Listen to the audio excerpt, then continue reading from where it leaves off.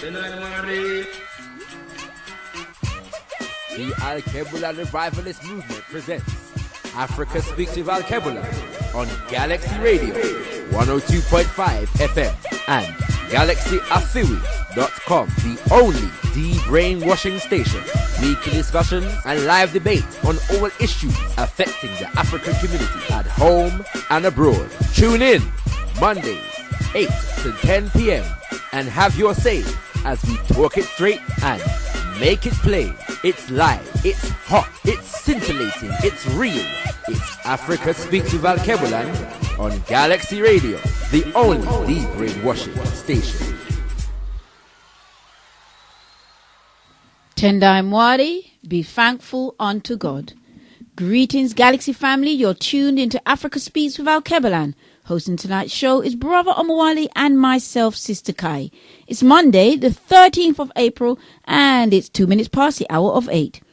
Alkebu-Lan is known for keeping its finger on the pulse of the community, addressing the most pertinent and controversial issues some radio stations just won't touch. So keep it locked on 102.5 FM or www.galaxyafiwi.com and join us for the next 2 hours by calling 07983 852 952 or 07538 008 634.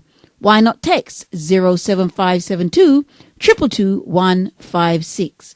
On Africa Speaks with Alkebu-Lan, we talk it straight and make it plain. This show is not for the faint-hearted. Tendai Mwari. Yes, sisters and brothers, this evening's show, we are looking at a very important subject. Should teachers be jailed for cheating? Should teachers be jailed for cheating? But let me welcome my co-host, Tendai Mwari, Brother Omawale. Tenamori Sister Kahi, giving thanks and praises to Mwari Nyakusika, God the creator of the universe, through the spirits of Mzumukuru, our great ancestors. Rumbitsu kunamwari Africa, to the God of Africa be the glory. It is a joy to be an African, and it's a joy to be on Galaxy Radio 102.5 FM, www.galaxyafiwi.com, the only de-brainwashing station. Tendai Mwari, Sister Kai. Yes, it's a joy to be here again on Africa Speaks with Alkebu-Lan. Definitely. And we've got a lot to get through, Brother Omawale. And there's so much stuff that's been happening. I don't know. Every time I put, the internet on and I look on the YouTube or the Facebook, there's some shooting or some killing of some African man in the US. And I mean, it coming like they just chase, like you chase you after a rabbit or something like that. It's terrible. And it's in broad daylight, on camera. I mean, why? Well, there's this blog called Black Lives Matter or something like that. And I know that's getting a lot of prominence now, but it's as if clearly the global white supremacist society are telling us the converse. And we may have to really do more. Well, there's no doubt we have to do more than, we're marching, we're protesting. But even the other day we had mass prayer. Yeah. Clearly we need to raise our game. That's why initiatives like the Interim National African People's Parliament is so important, who, by the way, are having their next General People's Assembly Recovery and Forward Plan on Saturday the 25th of April. Yes, definitely. And that's at 4:30 p.m. at the Queen Mother Moore School. Many of you know the Queen Mother Moore School. Baba Huey, Reverend Huey Andrew is there. That's it, Nelson's Row. Nelson's Row, Southwest indeed. 47JR. Absolutely. Yes, in Clapham Common.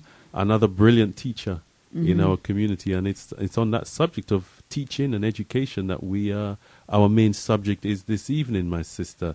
As you said quite rightly, should teachers be jailed for cheating? But just going back to what you were saying, our lives are cheap.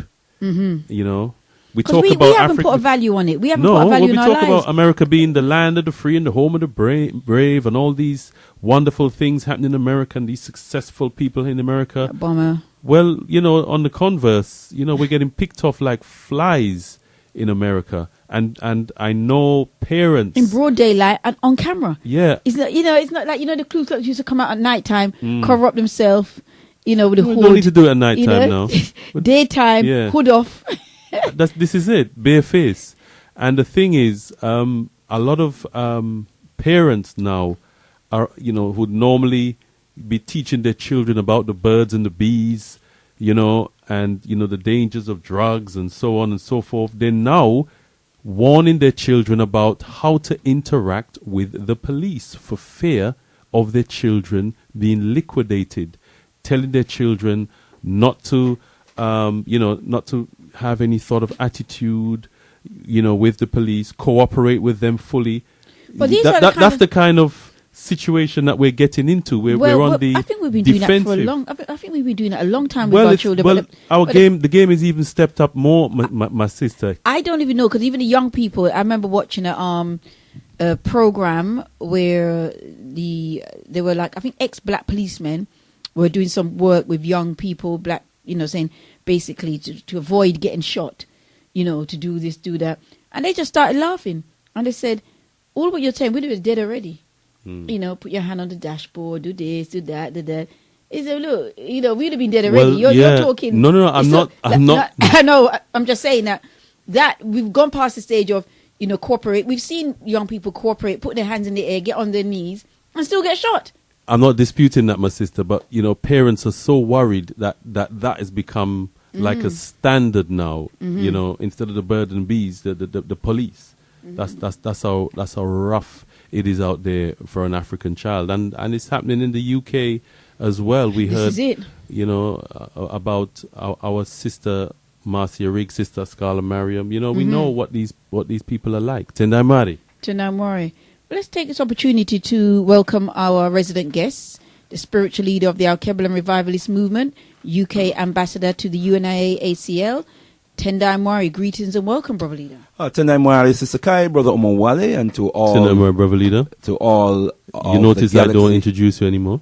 Tendai Mwari. There is a conspiracy, my brother. Tendai Mwari. I just want you to know that. I don't believe in conspiracies, my brother, except in the context of global white supremacy. So I'm clearly not au fait with what you're suggesting, my brother. But it's wonderful to be here.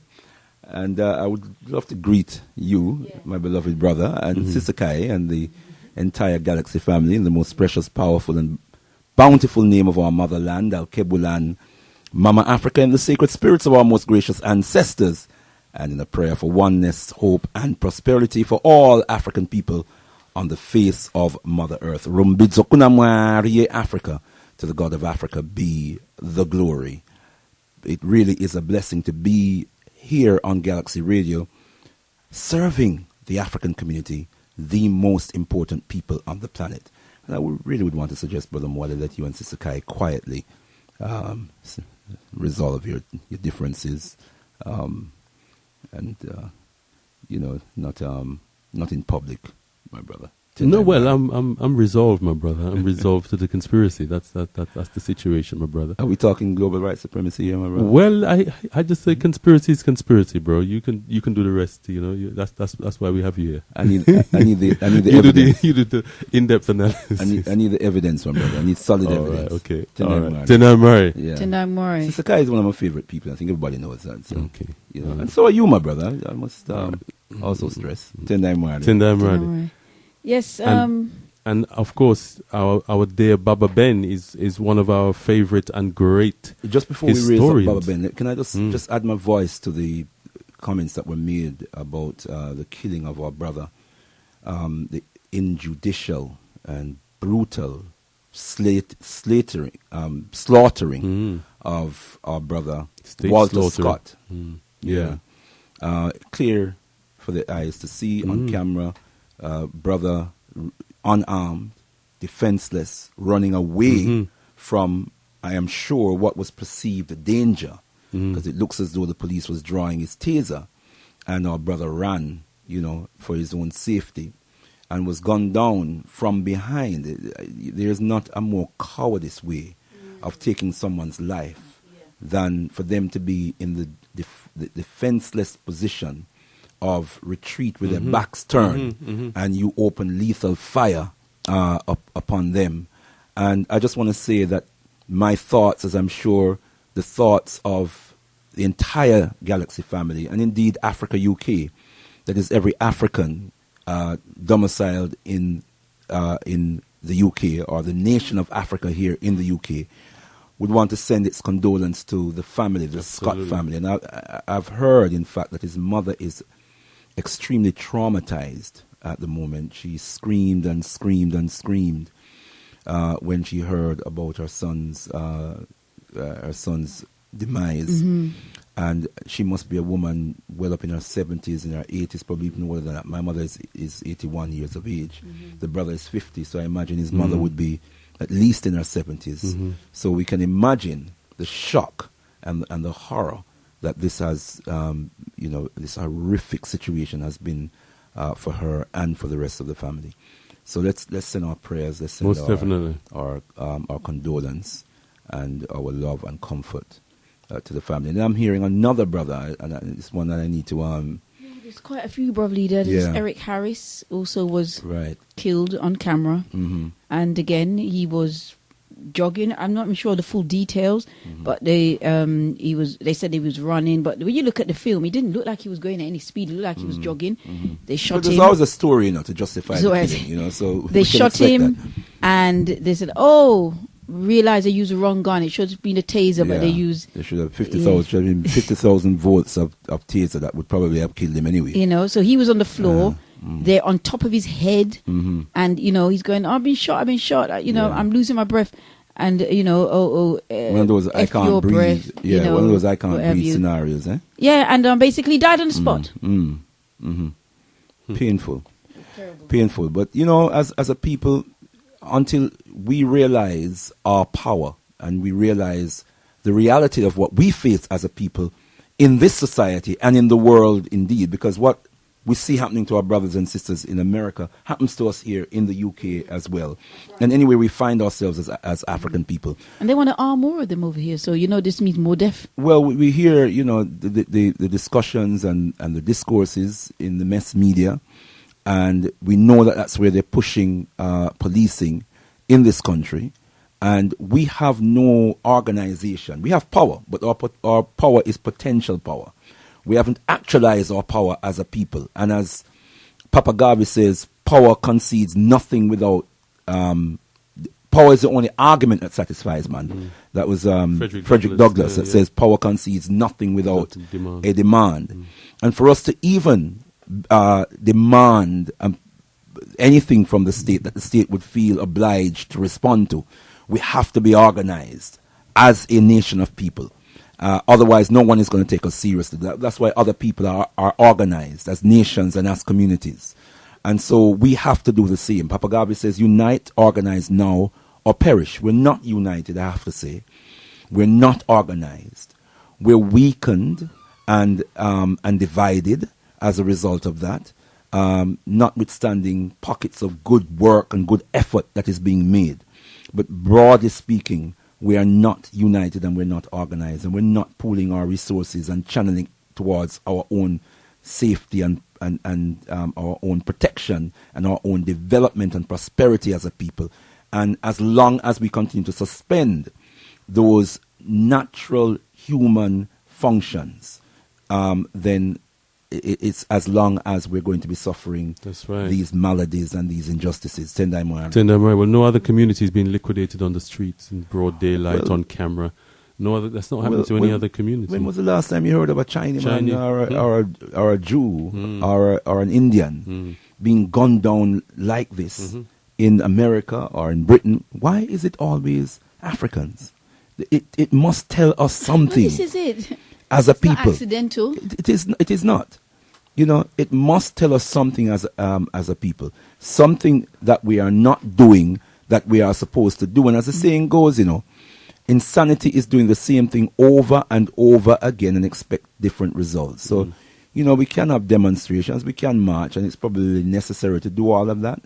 But that alone is not going to change the situation. That's right. And certainly, what was the prayer meeting? What was it? Mass prayer. They had mass prayer. Mass prayer.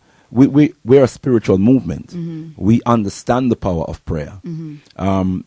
Prayer in the right context, I must say. This is it. In the right spiritual context. But prayer, we understand the power of prayer. Prayer to evoke action.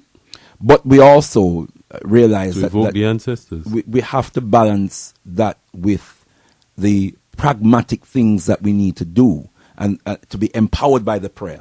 So, when as a child, my grandmother used to say, the Lord help those who help themselves. You know what I'm saying? So there are things that the Creator, there are gifts and that the Creator has given us, qualities, human qualities, skills, resources that the Creator, natural resources that the Creator has given us that we need to harness. It's called prayer in practice. Tendai Mwari. Tendai Mwari, my brother. Mwari.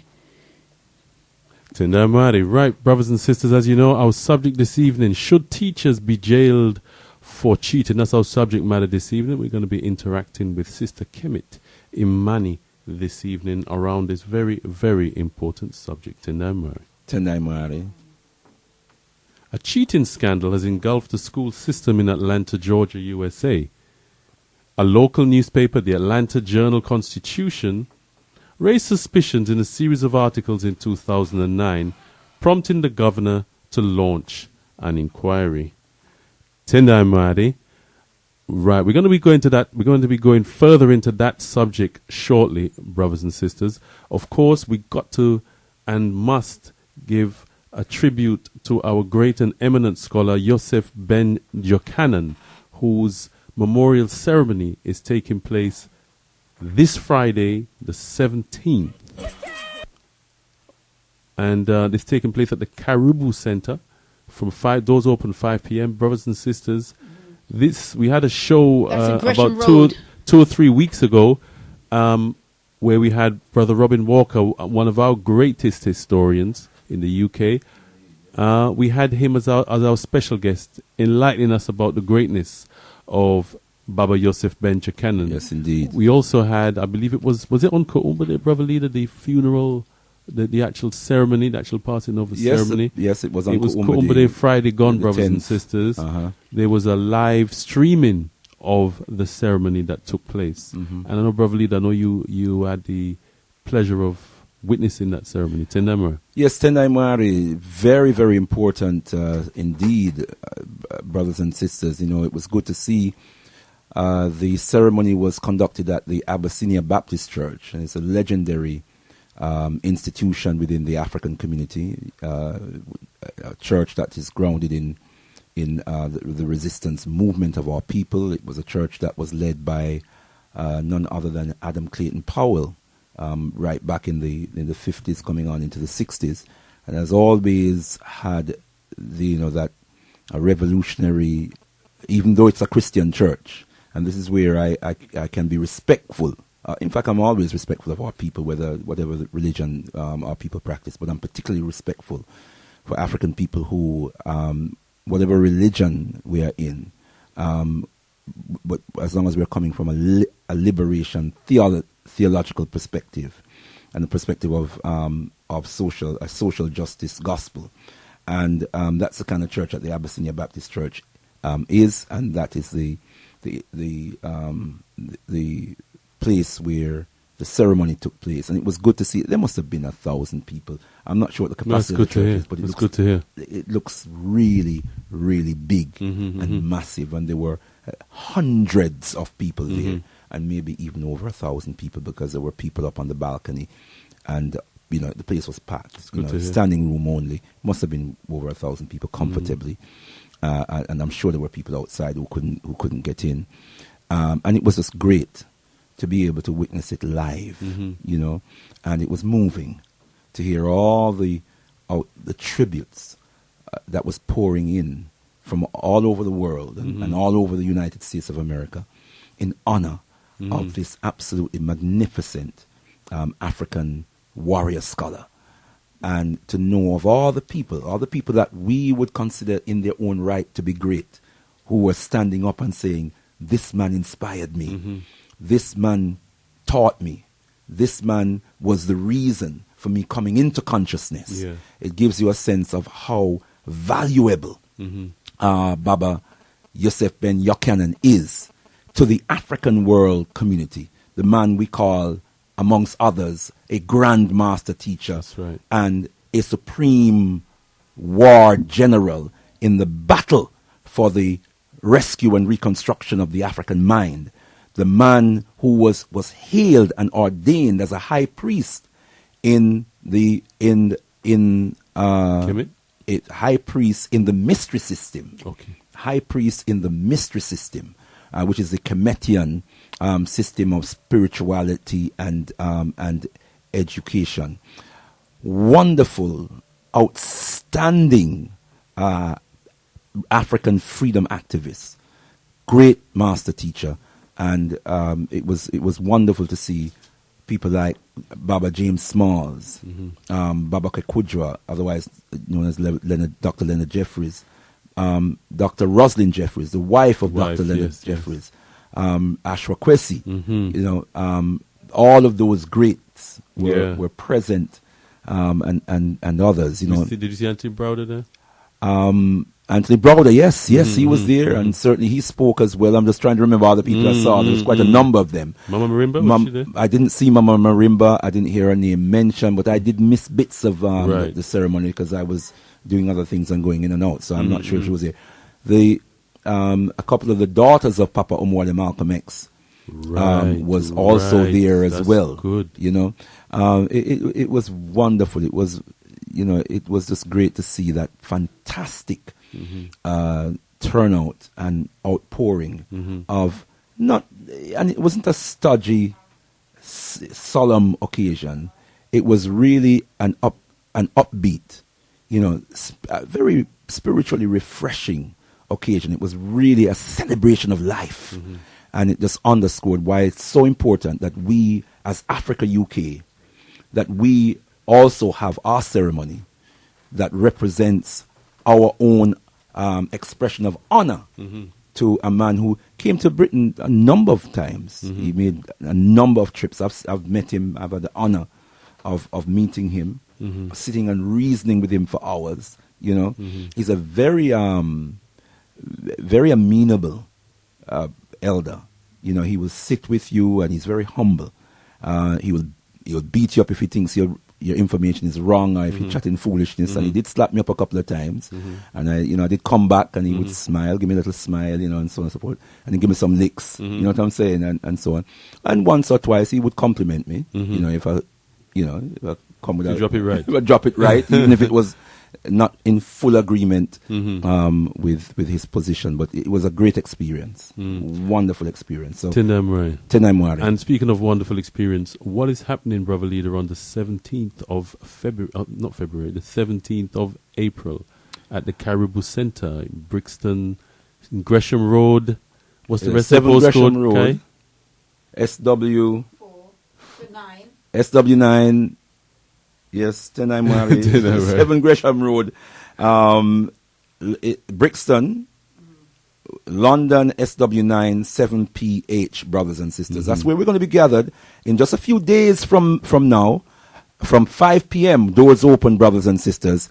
And there we are going to, as Africa UK, that's the African nation here in Britain, we are going to be hosting our ceremony of honor, national honor, for the life and the colossal, magnificent legacy of the Grand Master Teacher, Baba Yusuf Ben Yokyanan. Brothers and sisters, this is the kind of occasion where we lay down tools, we reorganize our diaries. It's one of those, must be at occasions, because Baba Yusuf Ben Yokyanan, whether we know him or not, know of his legacy or not, whether we have read any of his books or not, it is impossible to be on Liberation Road and have not benefited from his magnificent scholarship, his outstanding, powerful, awesome scholarship, brothers and sisters, has blessed the lives of all of us, even those of us who are not on Liberation Road. It is impossible for any African to be in the world today and not have benefited from the great legacy of this outstanding warrior scholar, Baba Yusuf Ben Yokyanan. So we hope that, we know that the Caribou Centre will be packed with sons and daughters of Africa who have duly come out as a nation of people to express our appreciation and our honor for this great warrior scholar.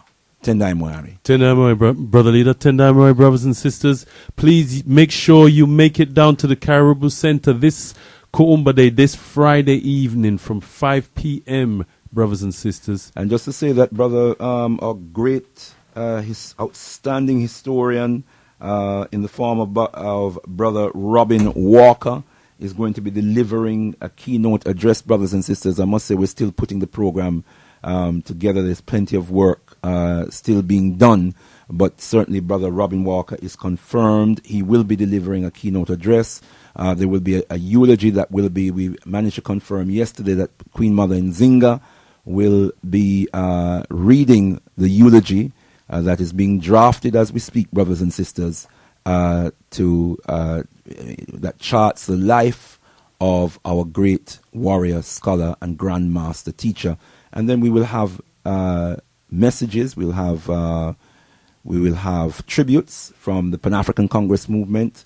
We will have tributes from. We hope we'll have also a tribute from the Nation of Islam, and we're waiting for a response from them.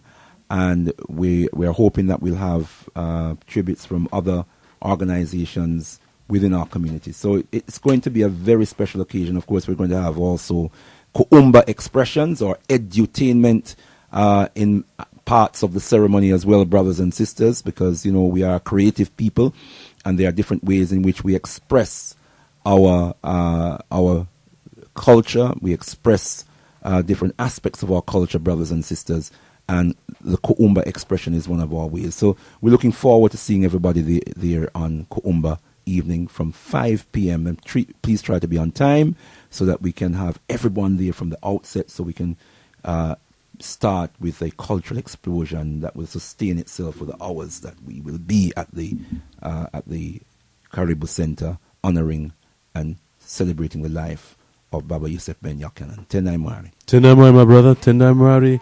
Is it possible for white people to teach black studies? And I've said, hell no.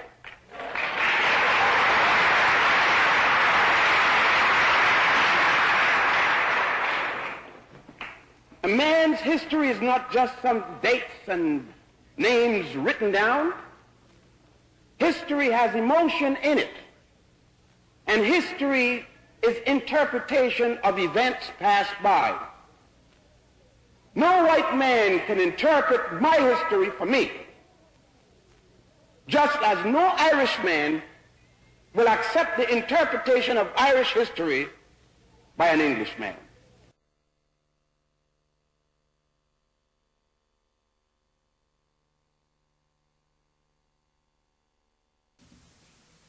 Tendai Moari, give thanks. Those are the words of the great warrior scholar Baba Yusuf Ben Jakanan.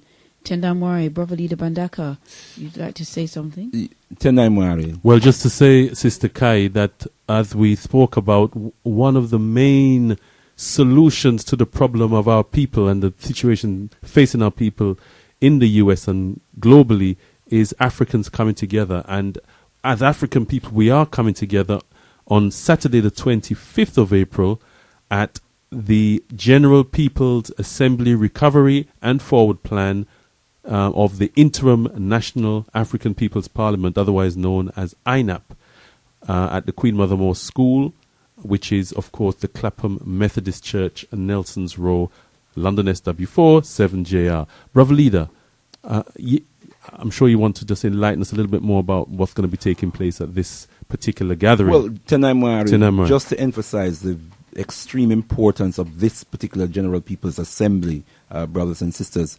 Many brothers and sisters may have heard of an unfortunate occurrence that happened on the 7th of February, where 4 members of the executive, quote-unquote, executive leadership team in a public meeting resigned as a result of a public discrepancy, which was most unfortunate and should not have happened in the way that it did.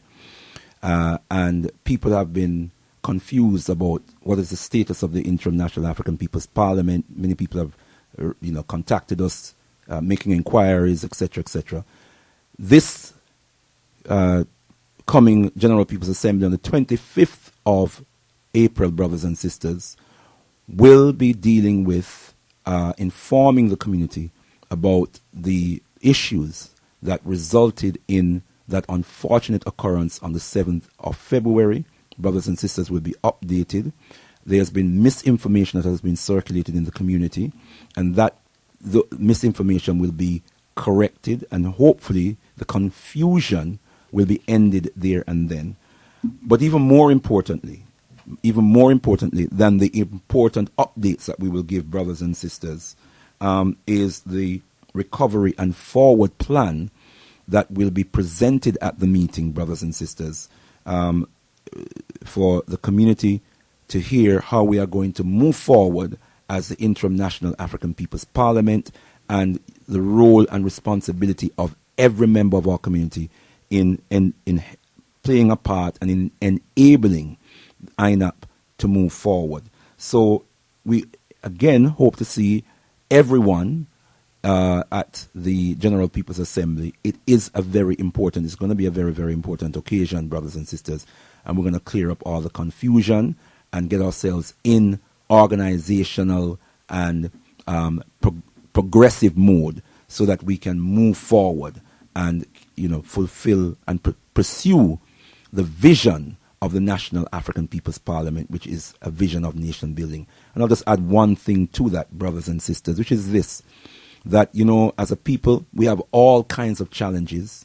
We have a very testing and challenging history that has left us with all kinds of scars that makes it, brothers and sisters, always a tremendous test when we try to organize as a people.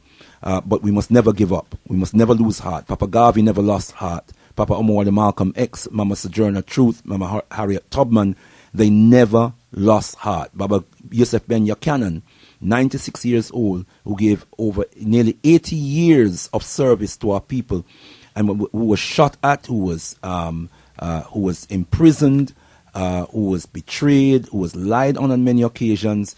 He never, ever gave up. At 96 years of age, he left our earthly company. Still, as long as he had a conscious mind, he was still working for the liberation of our people. And that is the kind of determination and the kind of tenacity that we need in order to make a National African People's Parliament possible. So we look forward to seeing everyone not only on the 17th of April, but on the 25th of April, which is Saturday, the 25th of April, which is 2 Saturdays' time, at the General People's Assembly of the Interim National African People's Parliament, Tendai Mwari. And the address will be given again later on. Tendai Mwari. Tendai Mwari, brother leader. Tendai Mwari. Right, brothers and sisters, we're going into our main subject this evening, and our subject matter is, should teachers be jailed for cheating? Tendai Mwari.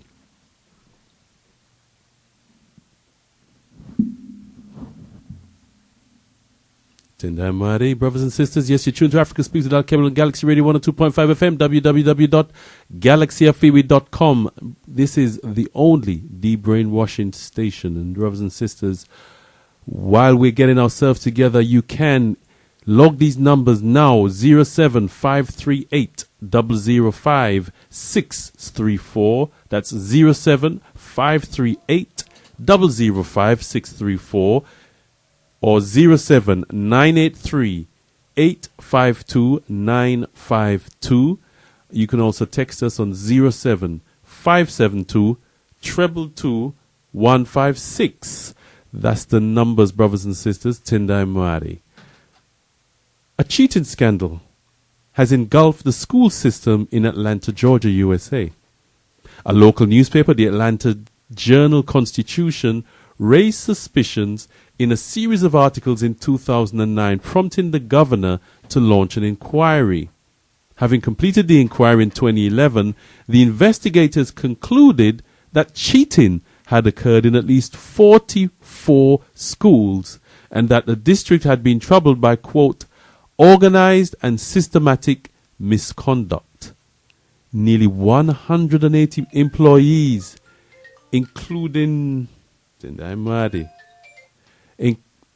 Including 180 employees, including 38 principals, were accused of wrongdoing as part of an effort to inflate test scores and misrepresent the achievement of Atlanta students and schools, overseen by the then superintendent, Dr. Beverly Hall. A grand jury consequently accused Dr. Hall and 34 other district employees of being complicit in the cheating. 21 of the educators reached plea agreements. 2 defendants, including Dr. Hall herself, died before they could stand trial, and 12 defendants chose to go before a grand jury, 11 of which were found guilty on the 1st of April of this year and could face up to 20 years behind bars when sentenced later this strong. The 11 were convicted of racketeering under the Georgia Racketeering and Corrupt Organization Act, otherwise known as RICO, which is modeled after a federal RICO statutes normally used for organized crime. There is a context, though, brothers and sisters, to this. And the context for this is the growing phenomenon of high-stakes testing coming out of initiatives like No Child Left Behind, where state and federal educational targets are set for schools. Achieving them can mean bonuses, increased funding and resources, but failure to attain them can result in sacking and school closures. So some suggest that this causes testing to take preeminence over learning within a framework that is impossible to achieve. And it is in this vein that Valerie Strauss of the Washington Post asks, if you cheat to escape a corrupt accountability system, who is really to blame? Tendai Mari. There were no recorded convictions. There were also, it's notable to say, brothers and sisters, that in West Virginia, Ohio, New York, Philadelphia, Chicago, Alabama, Texas, Los Angeles, and Washington, D.C., there were also cheating scandals. There were no recorded convictions in any of these instances.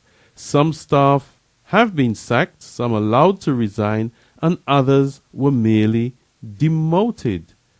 Similarly, Brittany Cooper, assistant professor of Women's and Gender Studies of Africana Studies at Rutgers University and contributor to Salon.com, adds another dimension to the issue, and she suggests scapegoating black teachers for failing in a system that is designed for black children in particular not to succeed is the real corruption here. America is criminalizing black teachers. Atlanta's cheating scandal and the racist underbelly of the education reform.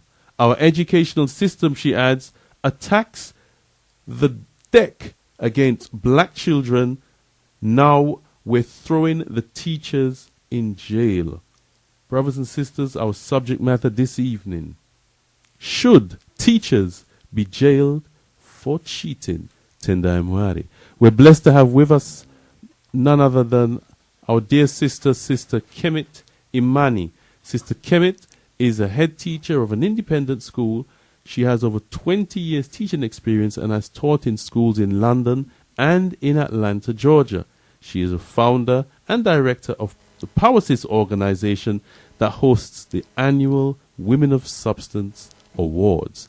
Tendai Mwari, greetings and welcome to Africa Speaks with Alkebu-Lan, Sister Kemet. Tendai Mwari. Tendai Mwari, my sister. Well, I know you've heard about this so-called Atlanta cheating scandal. Our subject matter this evening is, should teachers be jailed for cheating? First of all, just want to, I'm sure you're aware of the memorial ceremony taking place at the Caribou Center in Brixton in honor of our great warrior, scholar, teacher, Baba Yosef Ben Jokanan. I'm sure you're going to be there with us. Yes, most definitely, God willing. All right, Tendai Mwari, to Jah be the glory. Yes, so our subject matter, my sister, should teachers be jailed for cheating? What is your overall view on this whole issue of the so-called Atlanta cheating scandal, my sister? I personally think there's a little bit more to it than what's been said. I remember I was in Atlanta in 2009, but when the whole thing kind of came to light, and a little sometime after that, a few years after that, probably about 3 years ago, when they were facing charges, the actual teachers, and I was just taken aback because I wanted to know how one could actually cheat on the CRC test, which is the Criterion Reference Competency Test. It's similar to the UK SATs. Now, when I was teaching in Atlanta, in not the Atlanta public school system, but in DeKalb County, which is the main black county of Atlanta, my school wasn't predominantly black, but I taught in a school down there. It was mixed. And they do the test at the same times and so forth. But what happens is, when you have to administer the test, someone from the county bring the test straight into the school, just a few minutes or so before the test has to be administered. Then it's in a sealed packaging and whatever, then you administer the test and you actually have a moderator in your class. Now, it's normally someone from your school. And then the children do the test, and then it goes straight out. The moderator takes it straight out to the offices to be locked up for someone from the county to come down and take the whole package of tests back. So, but, for me, I don't know how, you may have 25, 30 children in your class, and why you would attempt to give them the answers to the questions anyway, when you know how children would talk, who would take that chance, for one. And for two, I remember them saying also that it could be the teachers changing the answers, like erasing them and then putting in the correct answers, whereby they would have made a mistake. But also for me, because the tests have to go to the county, back to the county so quick, I don't see where you'd have time to do that, for so many students' papers. So it just set me back. I just really don't get it. It's just, and also it's quite disturbing because when I taught in Atlanta, I did like the same grade level that they were getting, the ones that's getting accused. And I was responsible for teaching maths and English and also social studies, which is like our humanities. And my class, the whole year group actually, because I was responsible for teaching the whole year group for social studies, and it's all about the Constitution and so forth. And they became the second, from the lowest in the whole of Georgia to the second in the whole of Georgia, my particular year group, what I taught for that. So it made me think, oh my gosh, if I didn't have a white moderator, would they say that you were cheating also? And I would have been up for 20 years, so it's just really disturbing to me. Absolutely disturbing. Right, but they seem to be saying that this was something at the level of the actual superintendent, Miss Beverly Hall, I believe her name is. Beverly Hall, yes. She was the former superintendent of the Atlanta public schools. Mm-hmm. So what they're trying to say is it was systematic, because it wasn't just one school, it was a number of schools. So what's your comment on that? Well, the superintendents is equivalent to the UK's chief educational officers for each borough. And once again, even in Atlanta, when that came, I was there when all of this came out. And what they were saying is that Superintendent Hall was responsible for actually pressurizing the teachers, saying if you don't meet expectations because you're failing this, like what Ofsted would do, you're failing these children, then you're going to be reprimanded and so forth. But I don't know about how she could, get them to change the test results, stuff like that. Even with her, I don't see how she would take that chance and put her job on the line neither. But I don't know. But I think maybe because, the people can be pressured to supposedly cheat, but how many papers can you cheat on? But moreover, you should be really pressured to raise expectations. Why couldn't it just be that they're raising expectations? Because they know that their job's on the line. Well, I mean, that is the subject, my sister. What you say as being pressured, because there are initiatives, and these initiatives were brought in by the likes of the Bush/Obama regime. Interesting. The No Child Left Behind system. Can you enlighten us a little bit about No Child Left Behind? Okay, Georgia has always been, for quite some time now, like rated third in the whole of the US, 50-odd states for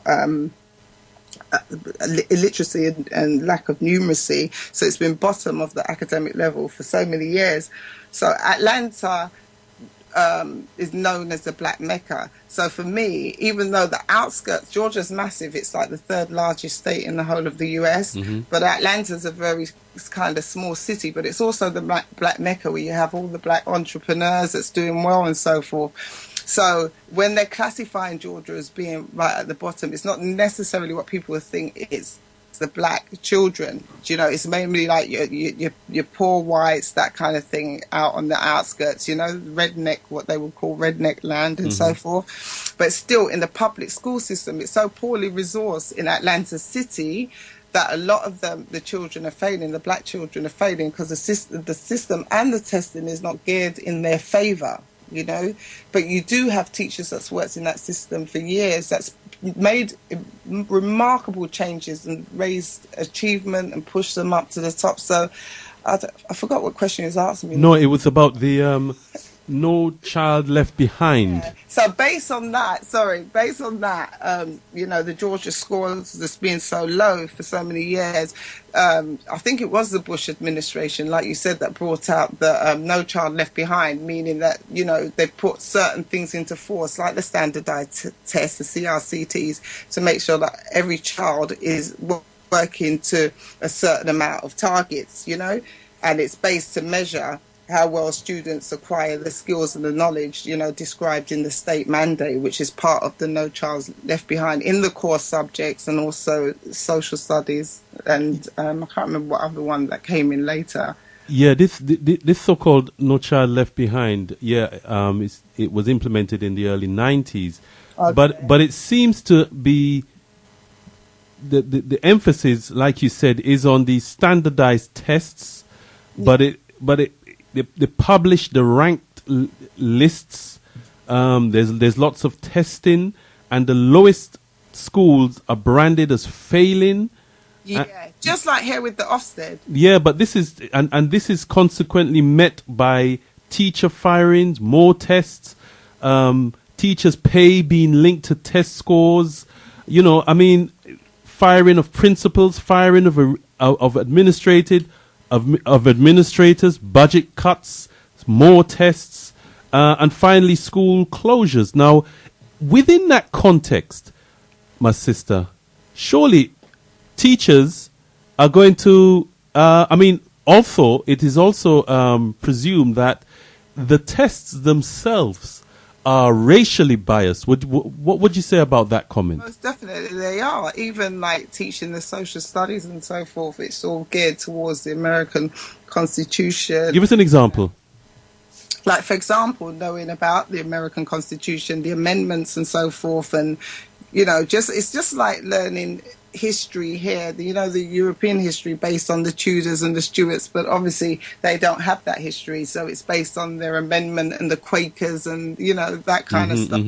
So and the constitutions, how they came about, the Bill of Rights, you'd have a slight bit about slavery and how slavery came about, and right. Abraham Lincoln slaved these, helped save these Negroes from slavery, that kind of thing. Okay. So, but that's... So this is the context. So you have racially biased tests. You have a rigid system whereby teachers can lose their jobs. Test scores, administrators can lose their jobs. Constant testing. Schools can be closed down if these tests aren't, if the achievement level isn't high. So then that is like setting the background, if you like, for a quote unquote Beverly Hall. Would you say? Yeah, but I think it's like why would you not have high expectations anyway? That's what's thrown me, because I'm not going to go into a school, and especially not a black school, and not go there with raising expectations, you know. So that's going to be standard. And somebody like Superintendent Hall, she's going to go into the school system and she will be wanting to raise standards of these black children, what the system's failing, you know. And a lot of these teachers, they've been there for years and years and years, and they have been raising standards, and they've put in the CRCT test to kind of like floor that, and then, you know, taken out a lot of the finances and the resources out of the school system, the Atlanta public school system, and just basically left them with hardly anything, and then saying your job's on the line if you don't raise standards. But they naturally would raise standards, because that's what I found. I find the expectation. But do you feel that they were even pressurized, though? Do you feel that they were pressurized, and that could have led some to you know? Even if they were pressurized, I can't see. Right. I just can't see where they'll be able to fix the tests. Right. You know? Even if they change on one paper, they've got a matter of minutes to do that before it comes to the county. You can't fix so many tests of your children to make that amount of difference. And I think it was based with, I don't know, I think in 2009, they're basing it on that year, just solely on that year. Right. But some of the teachers, but I think Beverly Hall came in around that time. I'm not sure, don't quote me on this, but she could have done or just before that. And so she was drumming in to raise the standards anyway. So the pressure was on from her, just like Ofsted would, or anybody else that was a good practitioner, you know, an advisor. You'd want the standards raised. So I don't see why that's so, you know, unusual. I really don't. It just thrown me, because I just don't get it. Right. Well, I want to move to the actual trial, because 12 of the actual teachers and public school administrators decided that they actually wanted to go before a jury, and 11 of them were found guilty under this Georgia Racketeering and Corrupt Organizations Act. Tell us a little bit about this so-called act. See, I don't know much about the Racketeering Act, because I'm an educationist, so I don't really know. But okay. I think, if I'm correct in thinking, it came about and it was put in place because of the mafia. Right. And this is the whole drug lord thing and all that kind of stuff. So well, this is the crux of it, yeah.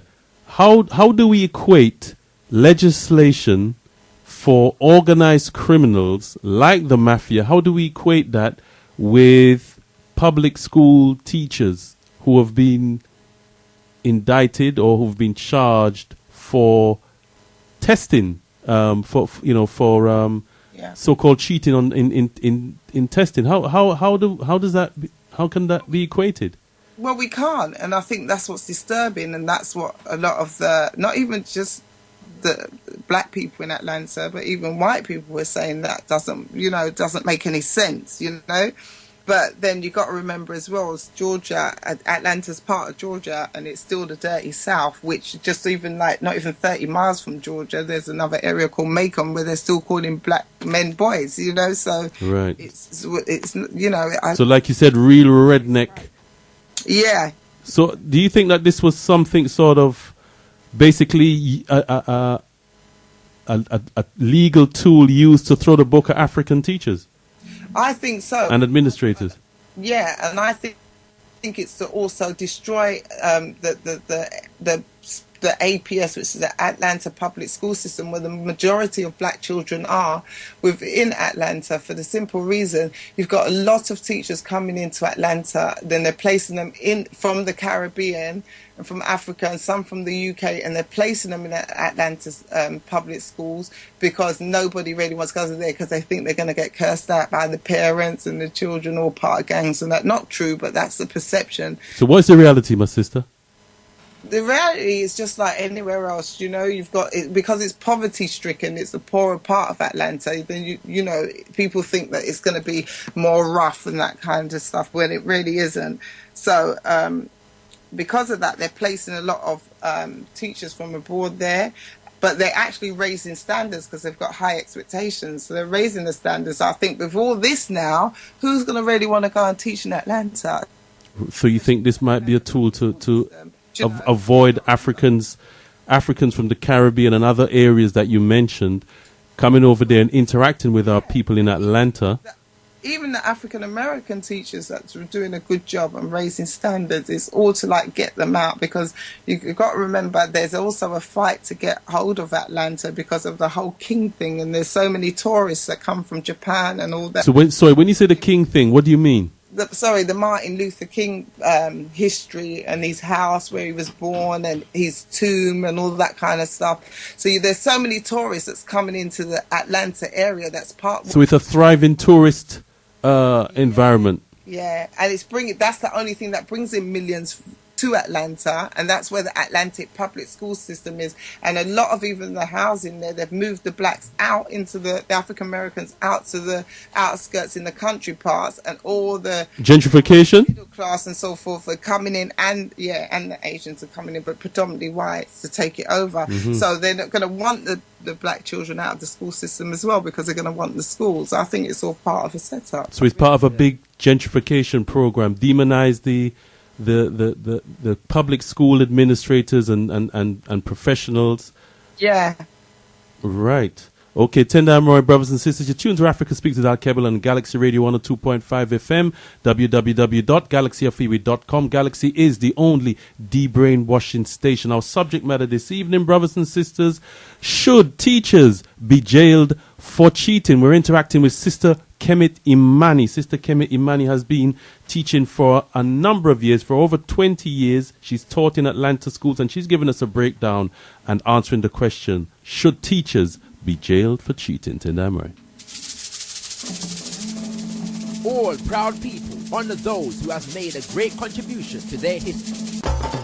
The Alkebu-Lan revivalist movement invites Africa UK to the memorial ceremony and celebration of life of the renowned warrior scholar, grandmaster teacher, and father of the international African family, Baba Yusuf Ben Yokanan, Dr. Ben.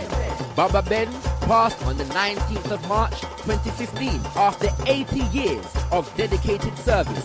His books include Africa, Mother of Western Civilization, African Origins of Major Western Religions, We the Black Jews, and Black Man of the Nile and His Family. The event takes place on Friday the 17th of April 2015 at the Caribou Center, 7 Gresham Road, Brixton, SW9 7PH. Admission is free.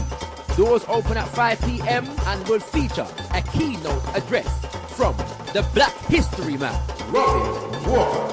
Let the whole family, community, nation come together in praise of this great Baba who's given us so much. Be there. For more information, call 0208 539 2154 or 07908 814 152 or www.alkebulan.org. Round there, we say 1091. I am because we are, and because we are, therefore I am.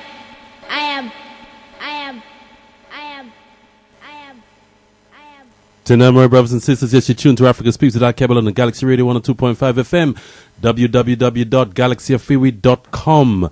Our subject matter this evening, should teachers be jailed for cheating? Yes, we're talking about the Atlanta cheating scandal. And basically, brothers and sisters, a number of teachers, 11 teachers and administrators of African heritage have been found guilty of racketeering and could face up to 20 years behind bars if when being sentenced this Sabbath, this strong.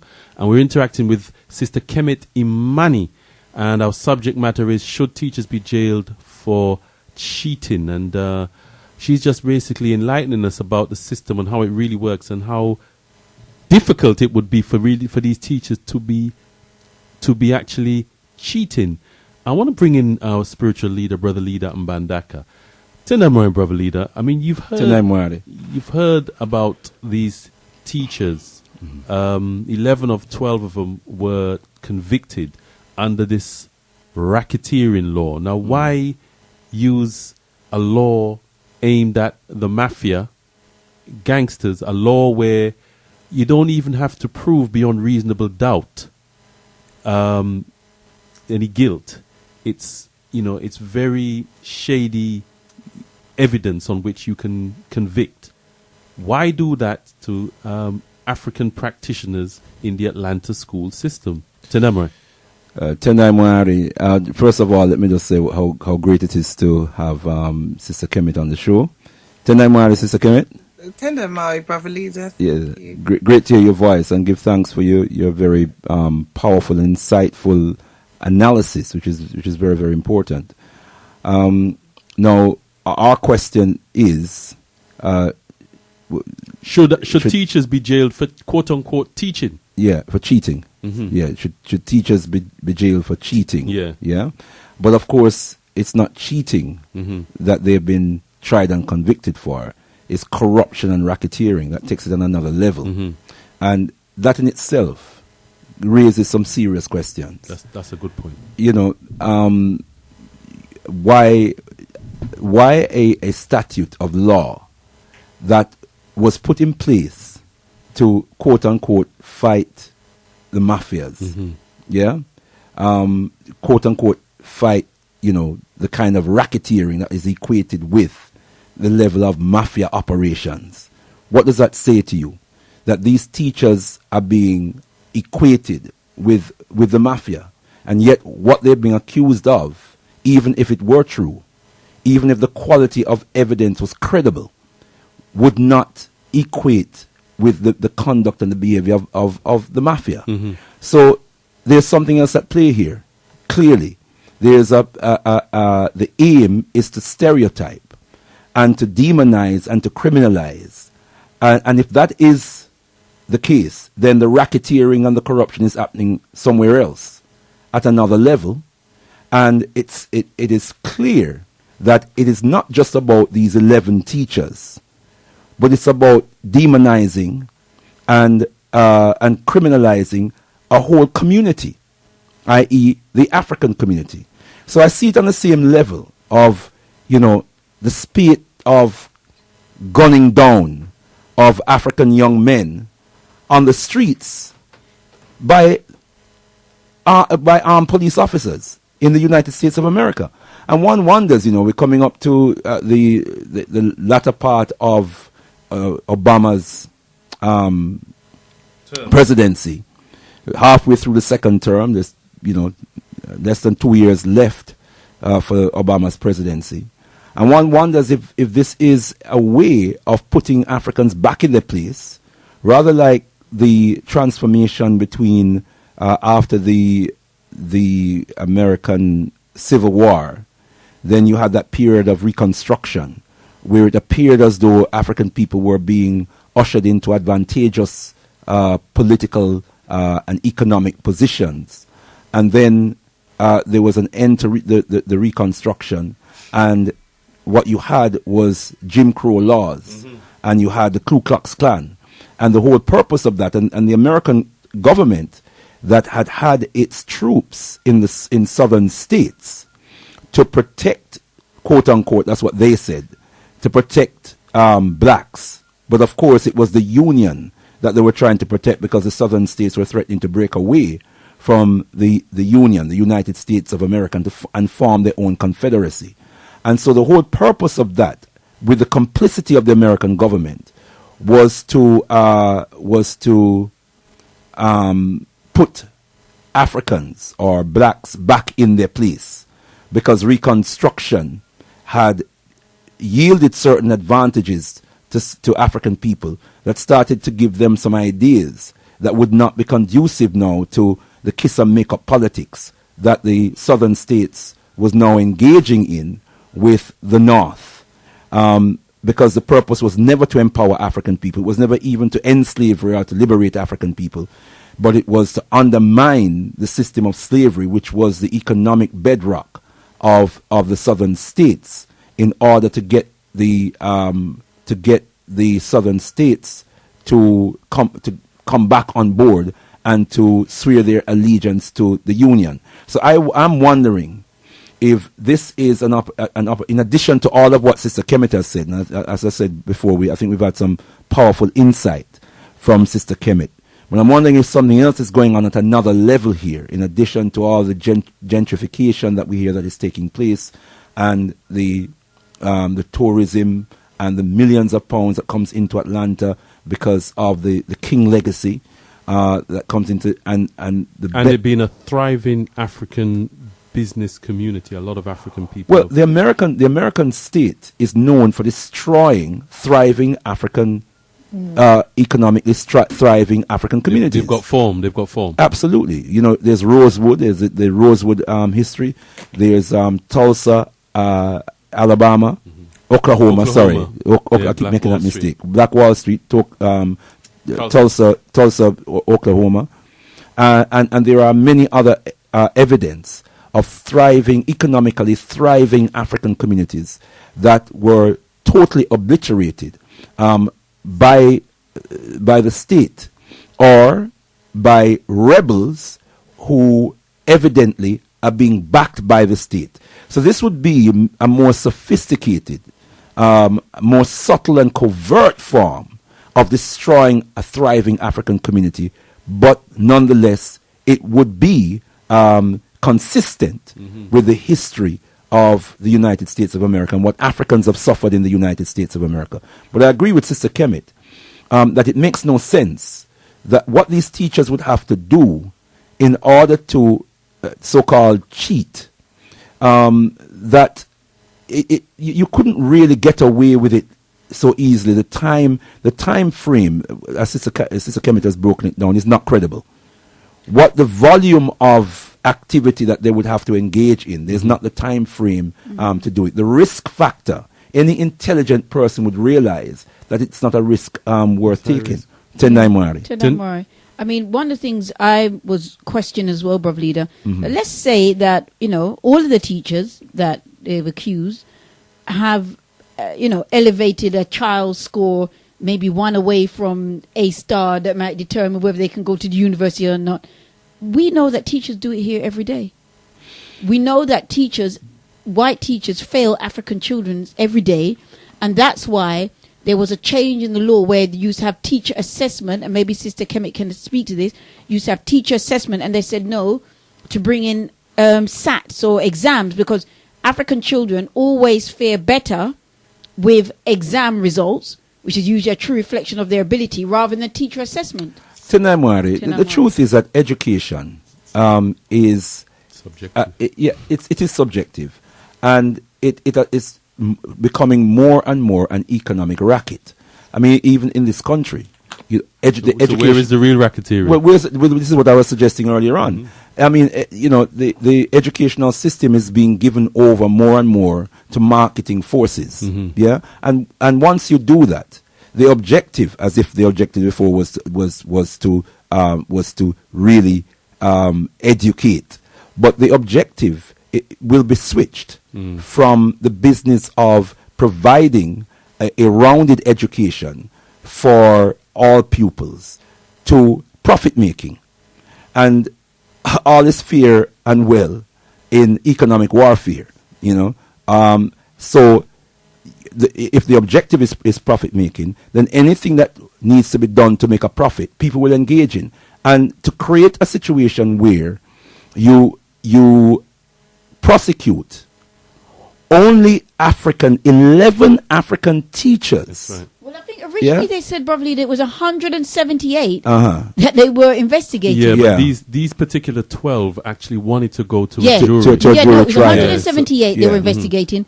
But 32, they whittled it down to 32 they arrested.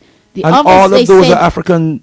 All of those are African. All of those are African Yeah. teachers. Something is wrong. The other 20 said basically, or 21, they said that they plea bargain or something. Bargain, Yeah. But they said they knew under this RICO. Yeah, I'm saying if for argument's sake, let us assume for the sake of argument, for the moment, that there's some credibility in the evidence. I doubt it very, very much. I never believed it. I never accepted it. But let's say for argument's sake, there's any credibility in the evidence.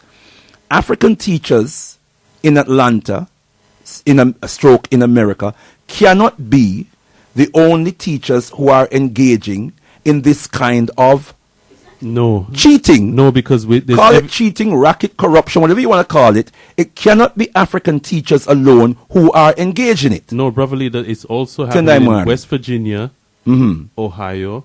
It's happening in New York. It's happening in Philadelphia. It's happening in Chicago, Alabama, Texas, Los Angeles, and Washington, D.C. You see, you don't even have to tell me that. So it's happening. If it's happening in one state, it must be based on a national policy. Then it must be happening in other states. Well, the system is set up in a particular way. Absolutely. You spoke about Tendai Murray. You spoke about market forces.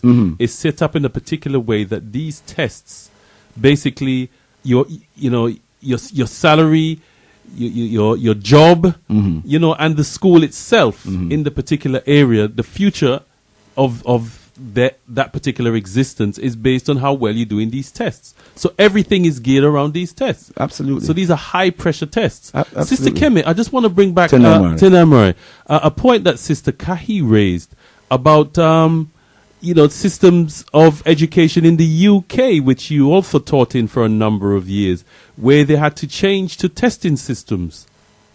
And the reasons behind that was based on African children being marked down. Yeah. Could you speak to that a little bit, please? Yeah, can you...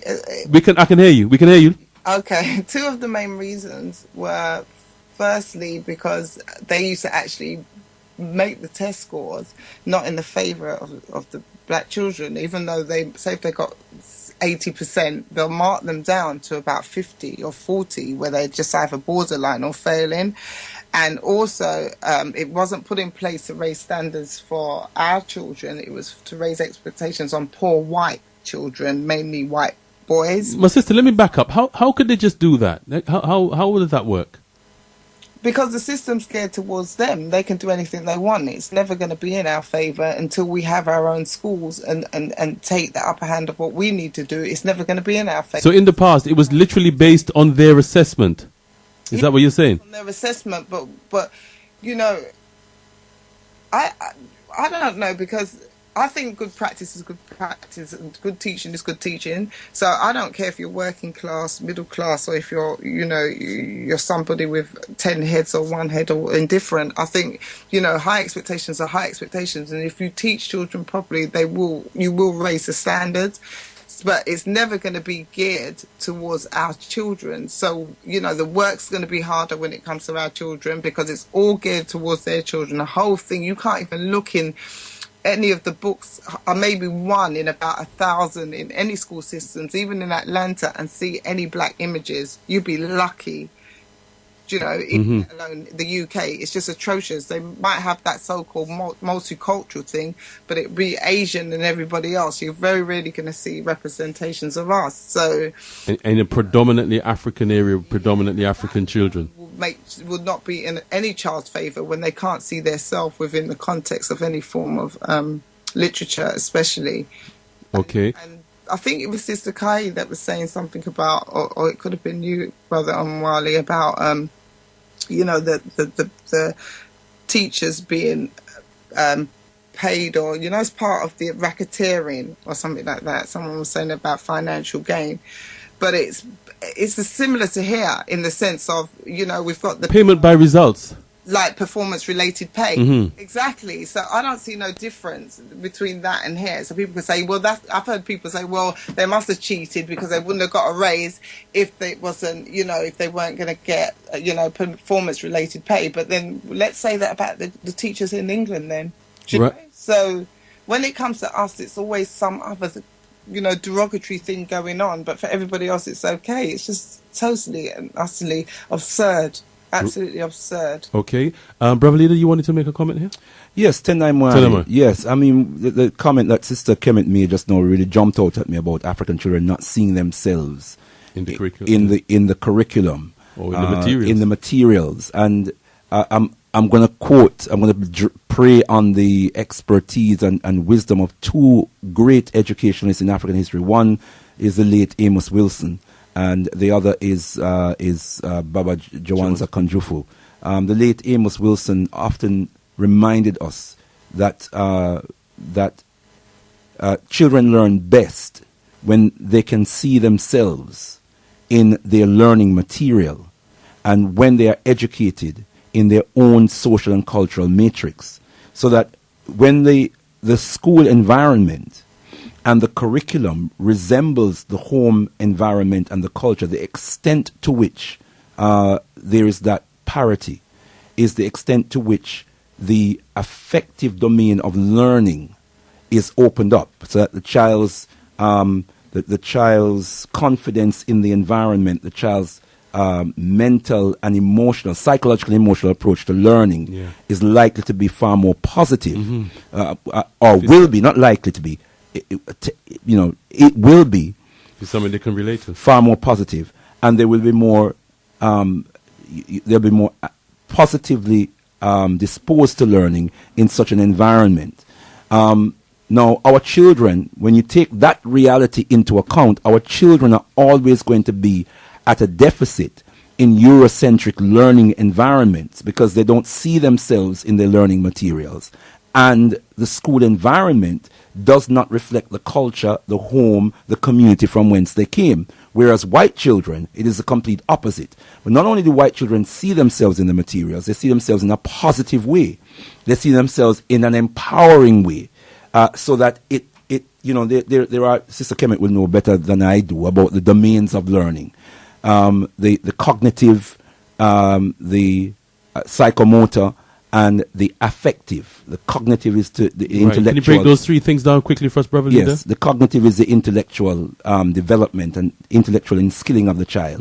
Psychomotor has to do with large and small motor skills. How you help the child to develop their physical coordination, right. And ability to use the hands and what have you. And the affective is the psychological, emotional development and spiritual development of the child.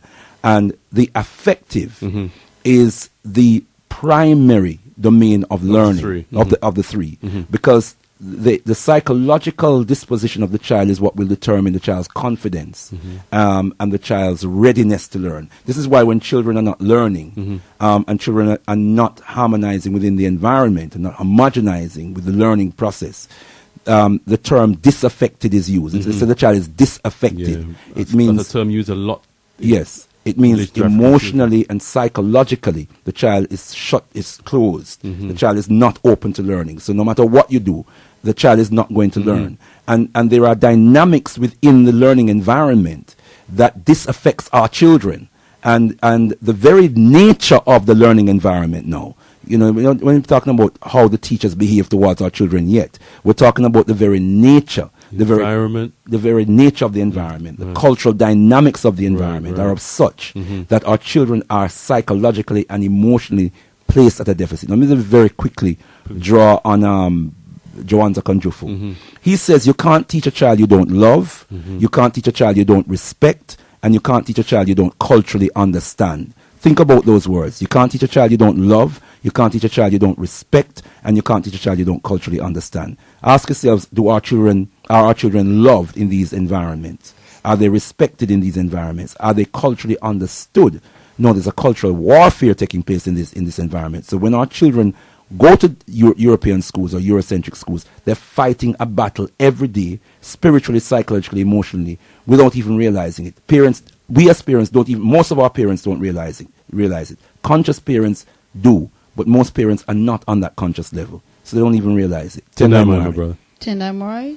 Give thanks, Sister Kemet and Brother Leader. The lines are now open. Call in now on 07983 852 952 or 07538 005 634. Text in on 07572 222 156.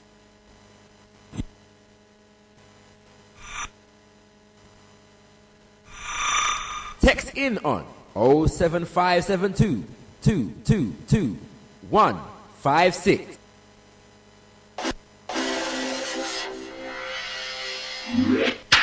Call in now on 07983 852 952 or 07538 005 634. To them, my brothers and sisters, you tune to Africa Speaks with Alkebu-Lan Galaxy Radio 102.5 FM, www.galaxyfb.com, the only deep brainwashing station. Our subject matter this evening, should teachers be jailed for cheating? We're talking about the Atlanta schools teaching scandals. We're interacting with Sister Kemet Imani, who is a head teacher of an independent school in the UK, but with 20 years of teaching experience. She's taught in the UK. She's also taught in Atlanta, Georgia, and she's given her insight. Brother Leader Bandaka is also our other guest, giving us an in-depth analysis of education in its purest sense. Tenda Morris. Sister Kai, you got some text for us? I do. It says, greetings, family. Does anyone know if the bill in Texas allowing its teaching staff to not only bear arms, but also permission to shoot and or kill students if they pose a threat to said staff members or other students without consequence has passed? If that bill has passed, or is the process of passing, or is the process... It's in the process. Yeah. Don't we think that's as worrying as teachers allegedly cheating? Give thanks. Next text, and this is from 611, a continuation from Malachi Z. York days. Burn Illusion says, in a country where approximately 194 plus black people killed by police in 2014, making over 16 per month, and no police officers held accountable, charged, or brought before a court. In this year alone, only 4 months into the year,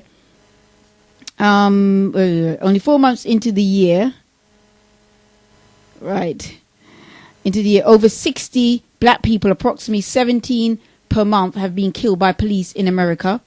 By sending these teachers to jail for something, although serious, but could really be dealt with without a custodial sentence, maybe a fine and suspension, is absolutely ridiculous and sends a clear message to the African community that white extremism is still in total control despite the gains made by the African community.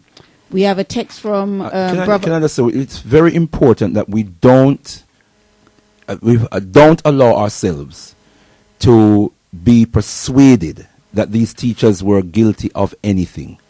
Yeah, it's very, very important that we just erase that from our mind. We don't know.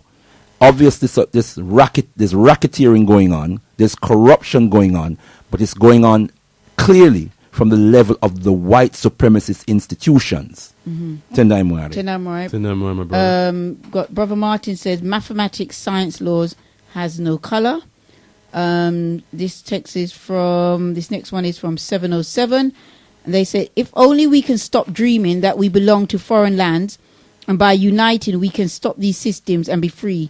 Can we not see that we do not belong, and the more we try to fit in, the more they trash us? Do you not think a study was made prior the insult and stress on blacks? So we give them their results as we feel down again. They have scored again. I vex. What we're doing is just to review their actions.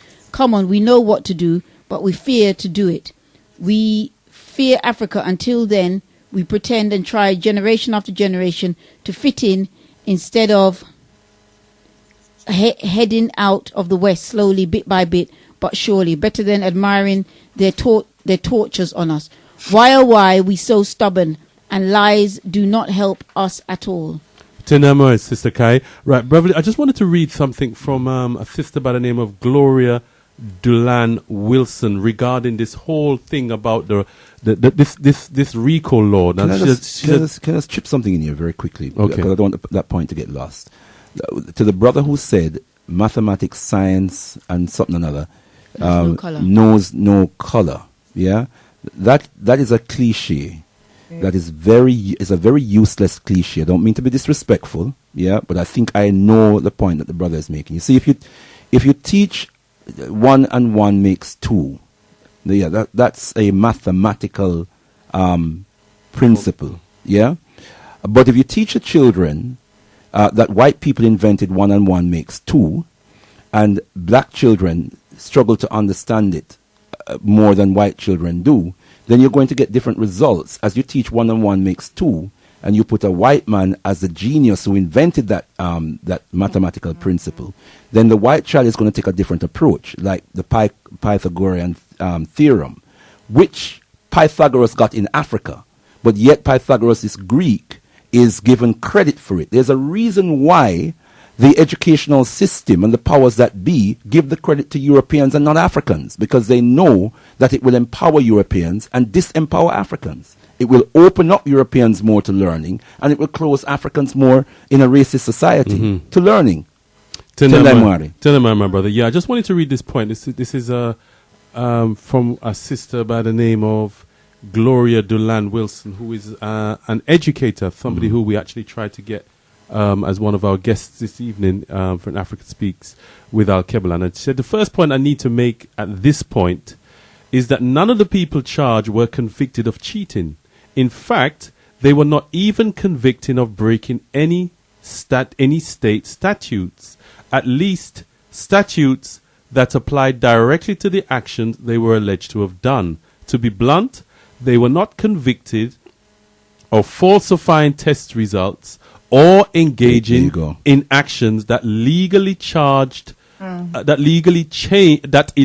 let me read that sentence again. To be blunt, they were not convicted of falsifying test results or engaging in actions that illegally changed test results. Instead, they were convicted of racketeering under the Georgia Racketeering and Corrupt Organizations Act, RICO, which is modeled after the federal RICO statutes. And all RICO crimes are fictitious. To put it another way, none of the 11 defendants in Atlanta found guilty were convicted of anything they actually did. Racketeering itself is not a real action. It is only a derivative of other actions that the defendant allegedly conducted. Yeah, so this is something which is the evidence that you need, because normally the standard is guilty beyond reasonable doubt. That's the official requirement for conviction, even under RICO. But the prosecutors do not have to prove beyond reasonable doubt in RICO for offences that make up a bundle of actions rolled into this so-called RICO charge. So Tendai, usually if the standard is not beyond reasonable doubt, it would be on the balance of probability. Yeah, the preponderance of evidence. Which is 51% to 49%. You know, so and oftentimes that's left to interpretation. The jury. Exactly. There isn't it is not incumbent on the prosecution to prove anything. That's it. What they have to do is to give an inclination that it could be this way. And we're talking about America. We're talking about redneck, Atlanta, Georgia, as Sister Kemet described it. Absolutely. Now we have to put that into this is the racist, important context, white supremacist context. Yeah. Tendai Murray. Sister Kemet might want to comment on Tendai Murray. Brothers and sisters, you're tuned to Africa Speaks with Alkebu-Lan, Galaxy Radio 102.5 FM, www.galaxyafriwi.com. Galaxy is the only de-brainwashing station. Tendai Murray. Everyone loves the Gambia, your haven in Africa. Everyone loves the Gambia, tropical paradise. Calling on 07983 852 952 or 07538 005 634. Tendai, my brothers and sisters, you're tuned to Africa Speaks at Alkebu-Lan, Galaxy Radio 102.5 FM, www.galaxyafriwi.com, the only de-brainwashing station, brothers and sisters. Our subject matter this evening, brothers and sisters, should teachers be jailed for cheating? We've got Sister Kemet Mani as our guest, but we also have a caller on the line. Tendai Murray caller. Brother Bob. Welcome to Africa Speaks with Alkebu-Lan. Tendai Murray. Tendai Murray. Subject probably a bit above my my ability at the moment, but I'd just like to ask a question and also add something. The question is, racketeering is usually assumed to be a conspiracy between more than one people. Yes? Yes, that's correct. So therefore, the the 11 that was are these people actually jailed now? Are they? They're going to be tried this strong. They're going to be sentenced this strong. They're going to be sentenced. Yeah. They're going to be sentenced, yeah, and it could be up to 20 years or even more. They were found guilty. Yeah, They were found guilty. Yes, there were 12. So There were 12 of them. One was not guilty. One was charged not guilty, and the other 11 were charged as guilty. Was found. That's the word. Found guilty. yeah, so it was proven that the 11 or the 9 or the 10 were in collusion to sort of rig this examination system. No, Well, from you the said evidence. you said proven. You use the word proven, and that's what we were debating. If they're going to be sentenced, that means it was proven. No, not necessarily, my brother. From the reports, it was clear it was a kangaroo court. There was no, a case was never put for them cheating. There was no case. It was for racketeering, and there was no evidence of it. But by using the RICO law, they don't have to really prove much. Okay. Yeah, that's the point that we were making just before the break, my brother. Yeah, sorry. Yeah, they don't have to prove beyond reasonable doubt. No. They only have to basically the burden of a preponderance of evidence. Right. And the background is we're in redneck Atlanta, Georgia. Yeah, I gather that. Yeah, so we're talking about an environment where African people generally are dehumanized. Now, these African people, a particular racketeering law for the first time is being used against these public school administrators and professionals.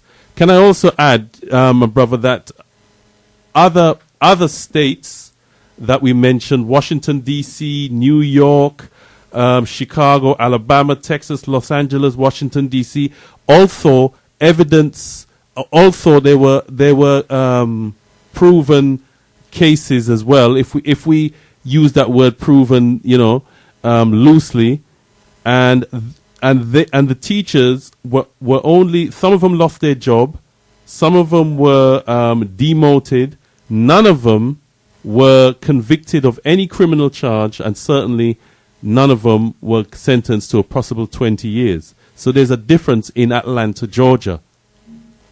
Yeah, so there's clear discrepancies to be absolutely to be gathered and recognized here. But to make a comment about the method of teaching African children in school. I mean, we're going to see that for them to teach African perspective, they would have to show the two sides of the story. And I believe they wouldn't want to do a thing like that, to show the negative side of the African history. So it's quite possible that's the only reason why they don't do it, Because if there's going to be we're listening to you, my brother. If there's going to be other races in the school, they're not going to want to sort of create an environment where there is kind of conflict. You know what I'm saying? So they're going to keep it in one. They're going to keep it in one direction. Anyway, that's my thoughts about it. Anyway. Absolutely. Thank you very much, Brother Bob. Good to hear you this evening. Tendai Muradi, brothers and sisters, you're tuned to Africa Speaks with Alkebu-Lan and Galaxy Radio 102.5 FM, www.galaxyafiwi.com. Should teachers be jailed for cheating? Tendai Muradi. Call in now on 07983 852 952 or 07538 005 634. Text in on 07572 222 156. Today, my brothers and sisters, yes, you're tuned to Galaxy Radio. You're tuned to Africa Speaks with Alkebu-Lan and Galaxy Radio 102.5 FM, www.galaxyafiwi.com. Galaxy is the only de-brainwashing station. Our numbers are 07538 005 634. Yes, the lines are open, brothers and sisters. 07983 852 952. We have a call on the line, Sister Kai. What is her name? Tendai Murray, my brother. Oh, it's a sister. Tendai Murray. My brother. Okay. Go ahead, my brother. No, all right. Tendai Murray, as I was saying, brothers and sisters, the hotlines are 07538 005 934 07983 5. I'm going to read that again. 07983 852 952. You can also text us on 07572 222 156. Who do you have on the line? We have Sister Kinaya. Tell them our Sister Kinaya. Should should teachers be jailed for cheating? Tenamari. Tenamari, my sister. Tenamari. I'd like to hail up, first of all, our beloved sister, Sister Kemet Imani, for the in-depth information that she shared with us all this evening. Mm-hmm. Also, I'd like to hail up spiritual leader, Brother Leader Mbandaka, and of course, the whole of the Galaxy family in the studio this evening. Thank you very much for putting this very important subject matter out to the community. In terms of the actual subject matter, one of the first things it says to me is when you see this imagery of these, 11, is it brothers and sisters or is it mainly sisters? Because I'm not sure. It's brothers and sisters. It's mainly sisters. Okay. When you see, the imagery in terms of, brothers and sisters kind of, teachers been projected in such a negative way, it kind of reinforces the Willie Lynch syndrome of, that we as African people are good for nothing, we're not to be trusted, and and it gives this imagery of, these are the kind of people that are supposed to be safe around our children. We've had our children around these teachers and what have you, and look at what they've done. So for me, that negative connotation that people have of African people is then being reinforced again and again.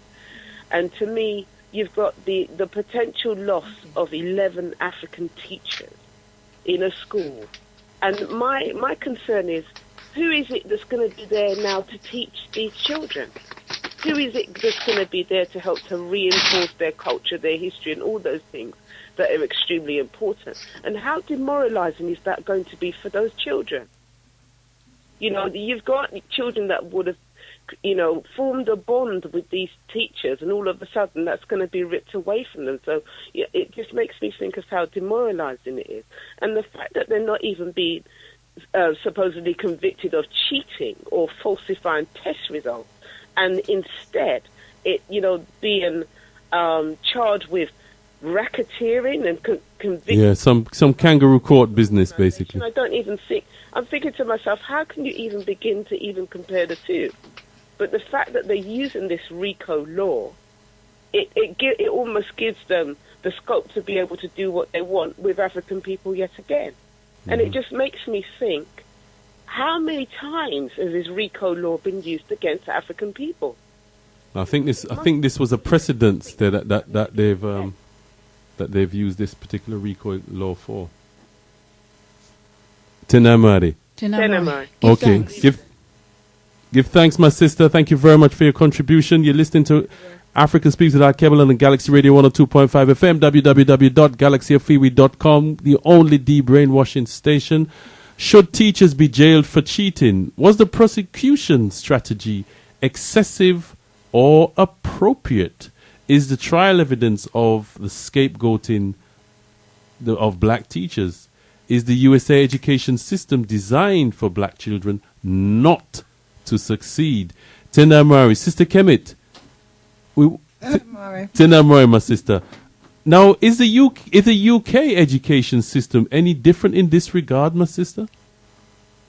Not at all. Not at all. Okay. It's still failing black children as the US system. And, the sad thing about the UK system, like the Atlanta system, but I suppose in Atlanta you have more black teachers that more supportive of you as a black professional within the school. But in the UK, being a black teacher, it's almost, you stand alone because the black teachers almost feel guilty to try to raise expectations of black children. Why did they feel guilty, sis?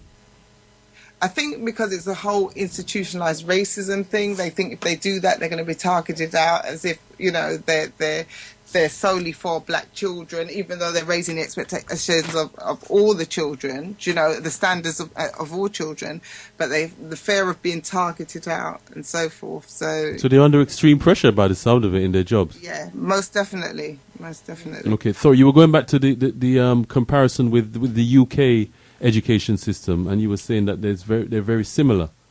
Yeah, I can't see much difference, and also in terms of the lack of black images within, books and so forth, the curriculum as a whole, there's hardly any black images in resources and so forth. Right. And it's not geared towards black children, Okay, give thanks, Linda Amroy. We've got a caller on the line, Sister Kai. We have a caller interacting with us on 07538 005634. You can also engage with us on 07983 952. You can also text us if you like. 07572 222 156. Our question this evening: should teachers be jailed for cheating? We have a caller on the line, Sister Kai. Yes, we have Sister Nahanda Tendamore. Tendamore, Sister Nahanda. Should teachers be jailed for cheating? Tendamore. No, definitely not. These teachers should not be jailed for cheating, especially as it hasn't even been proven that that's what they did. And as Brother Leader said, we should rule that out categorically. I'd like to rise up everybody in the studio and your guests for bringing this topic, because it has been quite a debatable topic on social media. Tell us about it. There has been a lot of I think it was Brother Leader who said that we have to be careful when we are condemning these teachers for crimes that they have not committed, and when we're not analysing the facts properly, we're not even reciting it as it's been said. We are just that's what white media propaganda has put out there, and that's what we're running with. And on social media, that is what we're running with, that these teachers are doing the children disservice, they're stealing their education, all kinds of different things are being put out there. And like the last caller said, it's quite demoralizing as a community. And I see it as, when we're seeing all the deaths of our brothers and sisters by the hands of police, the genocide that's happening across the world, all different things, I think this is just another element of the war against us here in the West. And when we're starting to see when they're demonizing, in a sense, our teachers to us and our children in that way, it's as if they're saying, well, we're not even fit for just the basic purpose to regurgitate the information that they're giving to us. We can't even do that in that sense. So now we must fully take on that education of their children, and we will have no say. So not only are we not even in the classroom to just recite the information that they're giving to us as teachers, because I would say that a lot of the time when we do not have our own schools, we cannot teach our children the way that they're supposed to be taught. But when we can't even do that, then I feel as though the problem becomes even more larger than what we're facing at the moment. Mm-hmm. So when at this stage it feels as though where homeschooling becomes the only option. And like the Sister Kemet said, in this country, it's no different. Mm-hmm. We're at that stage now, and I feel as though what impact would that have for the teachers that are here in this country? What does that do to their confidence as teachers? How do they now go about their teaching styles, or the things that they was doing for the betterment or whatever for their pupils here? So yeah. Tinamor, my sister. Are there all dissenting voices on social media, or are we getting any balance? Are we getting anybody defending, the teachers and public school administrators? You do have a few, mm-hmm. but unfortunately, it's not as balanced as it should be. Right. So, do you think this show may have helped to bring about some information to yourself and others to basically counteract that particular perspective? Say that one more time, sorry. Do you think this particular program has assisted ones-on-ones in sort of putting forward the other side of the argument? Definitely. Right. Definitely. Because like I said, a lot of people are just taking the propaganda media for what it's saying, that yes, these teachers have cheated, they have broken the law, so, you know, they deserve some form of a punishment, and they're just running with it. Right. And we're not, I think the show has been very helpful in the breakdown of knowing that it was a kangaroo court. There's been no formal charges even. So that in itself discredits the whole thing, really. So, yeah, I think that this show has been extremely informative in that way. Just before we leave you, my sister, would you be attending the Baba Ben Jokanan, memorial ceremony at the Caribou Center on the 17th? I definitely will be. Okay. My daughter will be there as well. We blaze fire on school that day, and we will be going to commemorate our... Did you say you blaze fire upon school? Blaze fire upon school. Scene. So she'll be doing a lot more learning. All right. On Friday the 17th. So we're going to have some master teaching on Koumba Day, as opposed to quote-unquote mainstream. Definitely. All right. Give thanks and praises, my sister. Tenda Amari, that sister Nehanda. Tenda Amari, my sister. Tenda Amari. Got another caller there? Brother Omawale, I think we need to take this opportunity to send condolences to Sister Anawa and Brother Olatunji. Brother Olatunji, who is the editor of the Whirlwind newspaper and producer for Africa Speaks with Alkebu-Lan. His wife, Sister Anawa's mother, passed away last Thursday. Suddenly, she took sick suddenly, and we just want to send our love to her brother, sister, and all family members. Well. And all the family members and, you know, acquaintances and friends. Because I know this obviously is a very sad time for the whole family, and, you know, we want to raise up Mama Prosper's spirit, because she was a very spirited person, and we just give thanks for her life. Tendai Mwari, brother leader. Yes, Tendai Mwari, you know, we give thanks and praises unto Mwari Nyakusika, God the creator of the universe, through Mudzima Mukuru, the great ancestors, for the gift of the cycle of life. And we're thankful that mother or elder lived for 85 years. You know, it's never long enough, you know, never long enough, especially for a mother. You know how dear and how precious a mother is. So we can understand what our beloved sister Anua will be going through presently. And of course, she's being ably and lovingly supported by her beloved husband, Brother Olatunji, who I know is right beside her now, and giving her strength in this, you know, painful and sad time for her and the rest of the family. I'm pleased to say that we had the opportunity of meeting her mother, getting to know her mother, and she was a very pleasant, bubbly, warm-spirited woman. And so we bless her soul, and we give thanks for the fruits of her loins, her 3 children, including our beloved sister Anawa.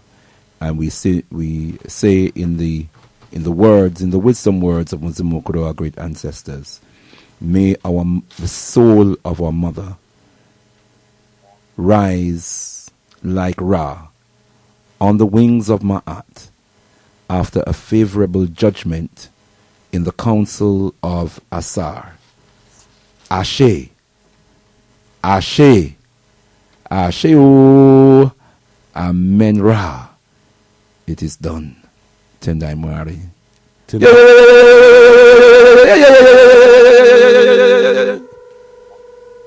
Tendai Mwari, brothers and sisters, we on another tragic note as well, we want to give our condolences to Nico Morse Royal, who lost his brother a few hours ago.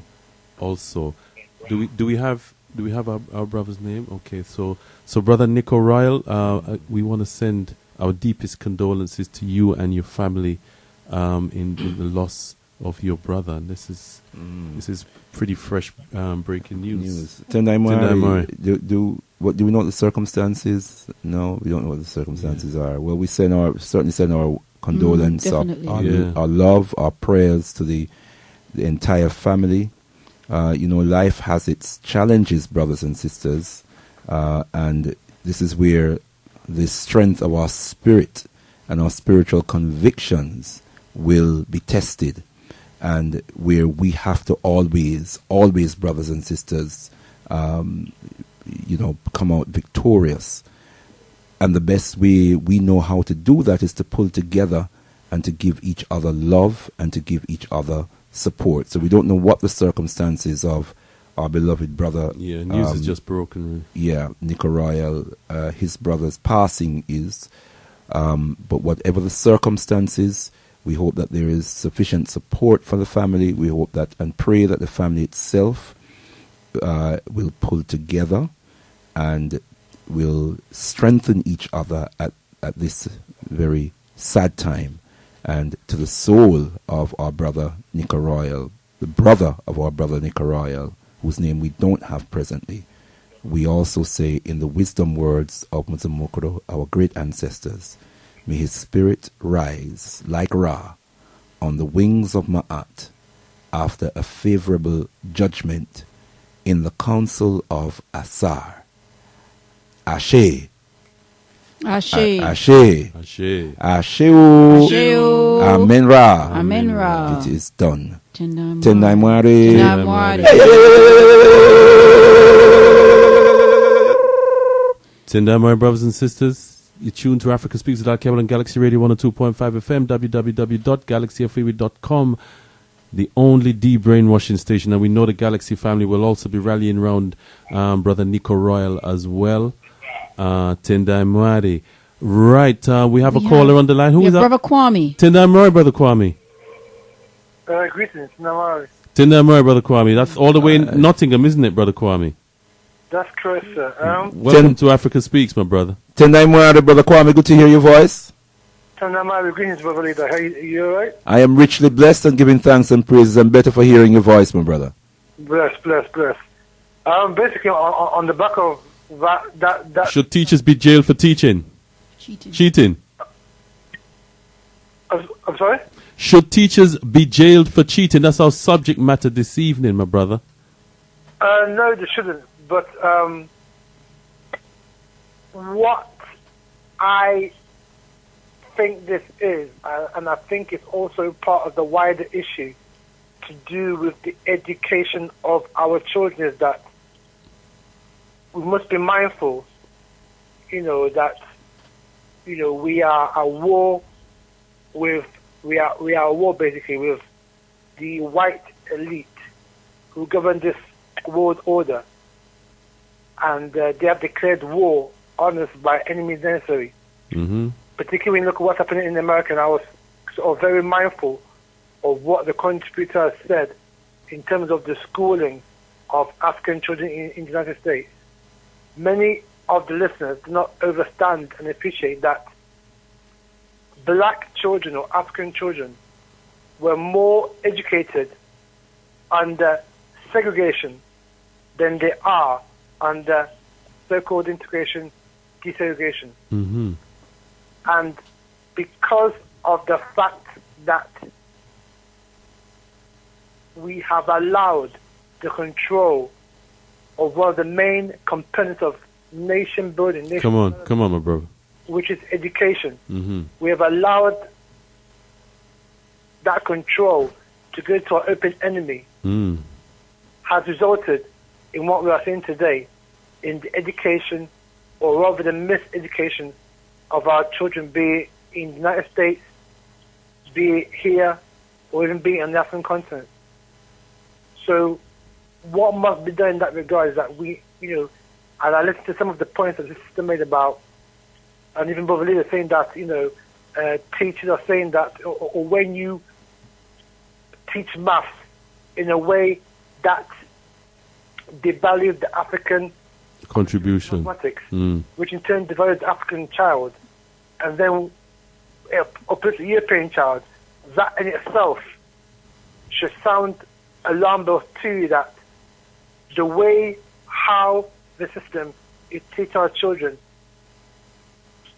is meant for disaster, not necessarily for elevation, national development and nation building. Mm-hmm. So the crux of what I'm saying is that we need to take control of our children's education. Right. Because this system of education is A, not for us, B, not designed for us, and C, is intent are making us slaves and whims to a system and a culture that is not necessarily ours. Mm-hmm. So we have to take control of the system of education. Absolutely. By any means, whether it's having our own schools, like I know the Alkebu-Lan movement you have in London, Mm-hmm. or whether it's B, taking our children from the plantations and doing what some of our parents have done. Homeschooling. Mm-hmm. That is the only alternative that we have. We can no longer afford to miseducate our children in a way that makes them unproductive and anti their African self. Thank you. Thank you very much, Tendai Mwari. You're tuned to Africa Speaks with Alkebu-Lan Galaxy Radio 102.5 FM, www.galaxyafewi.com. Galaxy is the only de-brainwashing station. Should teachers be jailed for cheating? Tendai Mwari, Sister Kemi, I don't know if you heard Brother Kwame from Nottingham's point. Very, very important point there about the whole system of integration and what that has meant. A relinquishing of the control of us as Africans educating our own children. Yes, 100%. And I think one of the worst things that ever happened to us was integration after segregation, to tell you the truth.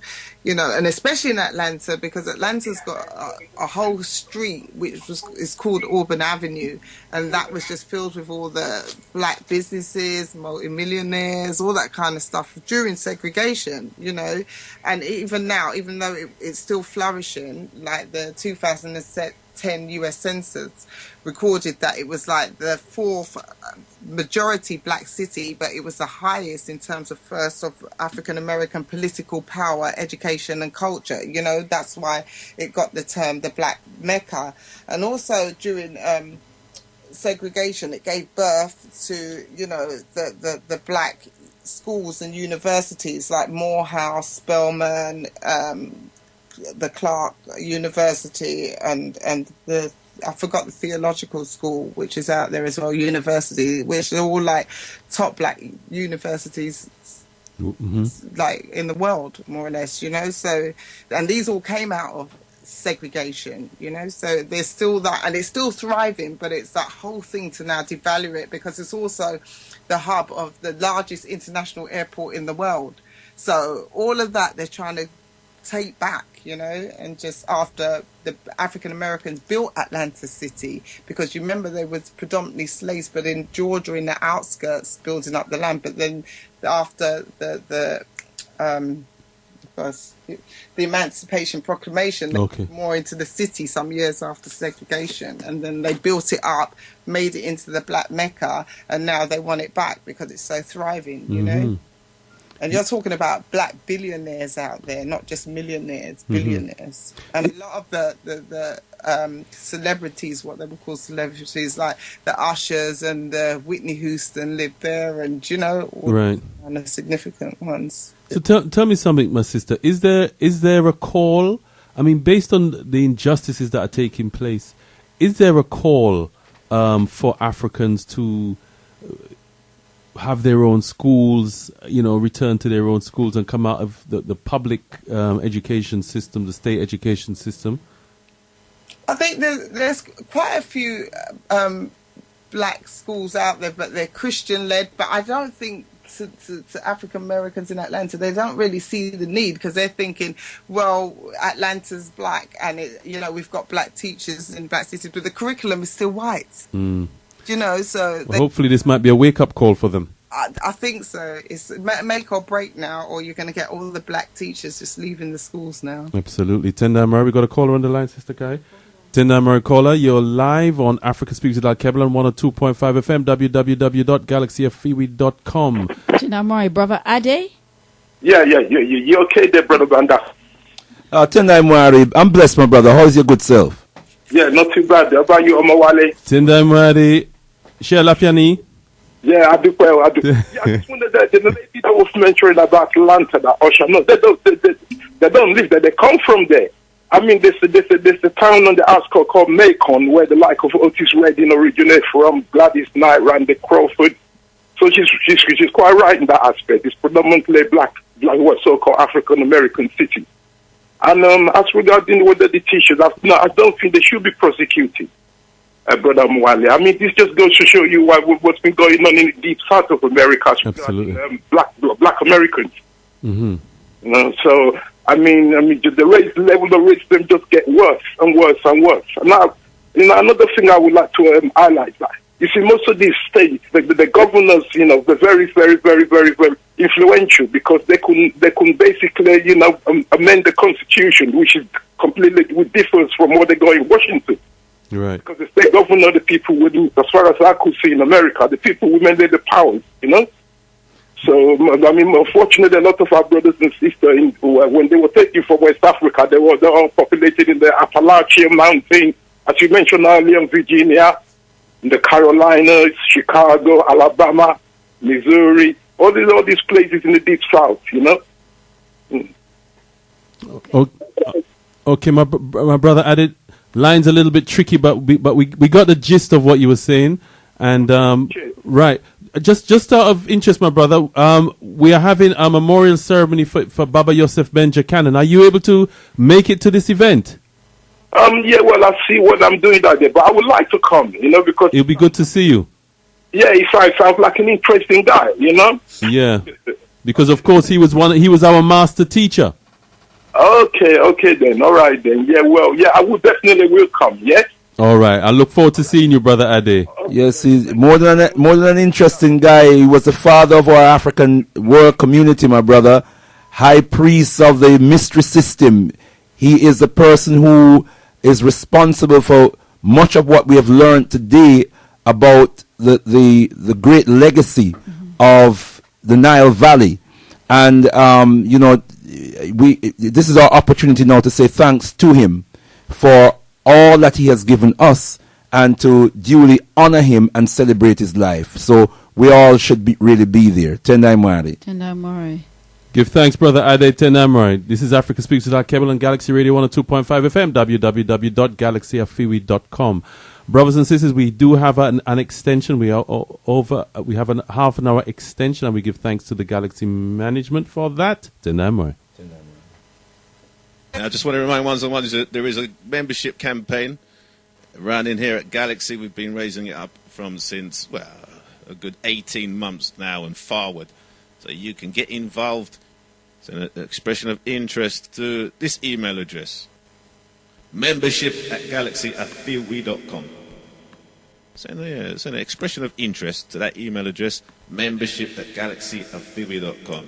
So why join something if it doesn't benefit you? And most definitely, the family. United we stand. It is beneficial. But together we can change the world. So send a expression of interest if you want to become part of the Galaxy family. Send an expression of interest to membership@galaxyafewi.com. If you don't have an email, then listeners, you can just do it this way. If you've got any mail for Galaxy, for any of the pilots on Galaxy Radio or Galaxy mailing address is 178A Schumert Road, Peckham, SE15 4AB. If you've got any mail for Galaxy, for any of the pilots on Galaxy Radio or Galaxy mailing address is 178A Schumert Road, Peckham, SE15 4AB. All right, so that's the other way you can get your information to the big G. All right, we give thanks. So join the family. United we stand, divided we fall, but together we can change the world. Latest headlines, breaking news. People are realizing and getting less confused, yo. Extra.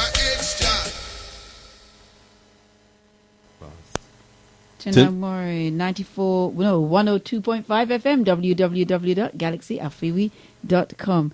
I do have a few texts to read here, Brother Mwale. It says, how much more evidence do African people need to come to the realization and acceptance that a war is being waged against them at all levels?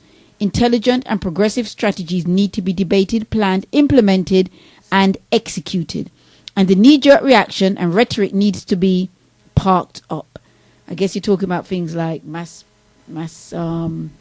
mass prayer and picket, and I'm just thinking, why haven't all the teachers walked out? Yeah, that is That's baffling about us as a people. This is quite serious. But this goes beyond even just the teaching profession.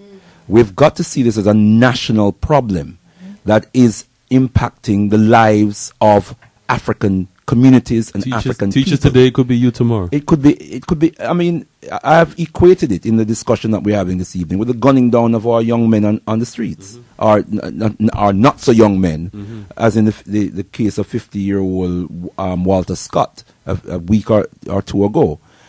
We have to see this as a national problem. The war analysis that we got from Brother Kwame is absolutely important. We as African people have to understand that when we were invaded 500 years ago by Europeans and enslaved, that was an act of war. And that war has never ended. For every progress that we have made in society, even in our African continent, we must not forget that after taking us out of Africa and disseminating us across the Americas and the Caribbean and so on, Europeans then came back into Africa, and having taken us from the land, took the land from our brothers and sisters who remained on the African continent and imposed something called colonialism. That was a sophisticated form of, not even so sophisticated, a sophisticated sounding form of enslavement, but it was slavery anyway. We've got to understand these things, and we have to understand we have to fight to legislate the ending of that system. But then they implemented another system called neocolonialism. They didn't call it that, but the Osage for Dr. Kwame Nkrumah, who gave us the first African-governed post-independent state, said, look, colonialism isn't over. What has happened is it's morphed into a new form of colonialism where the hands of the oppressor is invisible. Yeah? So we have got to understand that the system of racism that we experience in Britain, in the Americas, and in other parts of the world are remnants of this system of slavery and colonialism. It's a continuum. It's a continuation of these systems. And so we have to recognize that we are a people who are still at war, and that this warfare is a very sophisticated form of warfare that is fought on every level of human life and human activity, including the educational system. That's right. We've got to understand that even the classrooms, the educational institutions are war zones that are governed by global white supremacist forces in order to create minds and to instill the learner to simply maintain and reinforce a system of white supremacy. And the opposite of that is the oppression, the perpetual oppression and exploitation and degradation of African people. If we don't understand that, brothers and sisters, then everything else is confusion. Absolutely. We've got to understand this. And so I'm simply saying the solution has to be to organize ourselves as a nation of people with institutions that can protect, preserve, and promote the interest of our people. And we are offering the interim National African People's Parliament in that context. And the General Assembly coming up, it will be on the 25th. The next General People's Assembly will be on the 25th of April, Saturday the 25th of April, brothers and sisters. And it will be at the Queen Mother Moore School. Nelson's Row. Clear of the Clapham Methodist Church Hall. Nelson's Row, London SW4 7JR. We're talking about real action for finding the solutions or enacting the solutions to our challenges, our trials, our crises, our problems as a people. Doing it ourselves, finding the solutions ourselves collectively, brothers and sisters. Tendai Mwari. I have a text here and it says it's an international and global problem as opposed to a national one. That's from Burning All Illusions. Okay, Tendai Mwari. I mean, we're talking it has about its national characteristics that we must understand. Tendai Mwari. We're talking about the incarceration of our educators. These African men and women are there uplifting and elevating our young people, and these tests and scores not just are about the failing of the schools. they're also about the quote-unquote failing of the children as well, because what it does, it reduces the self-esteem of the children as well when they don't achieve according to certain standards. And what happens is these children then become fodder for the criminal injustice system, very, very similar to here. And then what we find is... Or the army. Yeah, or the army. And then we find they're in that that continuum, that vicious cycle, if you like, of destruction. And once you're in the criminal injustice system, then you're in trouble. Tendai Mari, Sister Kemet. Yes. Tendai Mari, I mean, these you know, the war analogy goes, you know, far and wide in terms of incarceration of our educators, these people employed to uplift and raise the self-esteem of our African princes and princesses. Yes, and that's what's scary to me, you know, when I heard it. I just thought, you know, them today, me tomorrow, you know. Just wipe them out, just take them out. Exactly. But the thing is, what do we do about it now? Because we can't leave it just as an Atlanta, US thing. Do you know what I mean? I think it's about what we're going to do in terms of internationally, what we're going to do about it. Absolutely. And I know Sister Kemet will also be at the General People's Assembly as well, very much a part of the Interim National African People's Parliament, my sister. Yeah, most definitely. Okay. Tendai Mari, brothers and sisters, you're tuned to Africa Speaks with Alkebu-Lan Galaxy Radio 102.5 FM, www.galaxyafiwi.com. Tendai Mari. Call in now on 07983 852 952 or 07538 005 634. Tendai Mari, brothers and sisters. On 07572 222 156.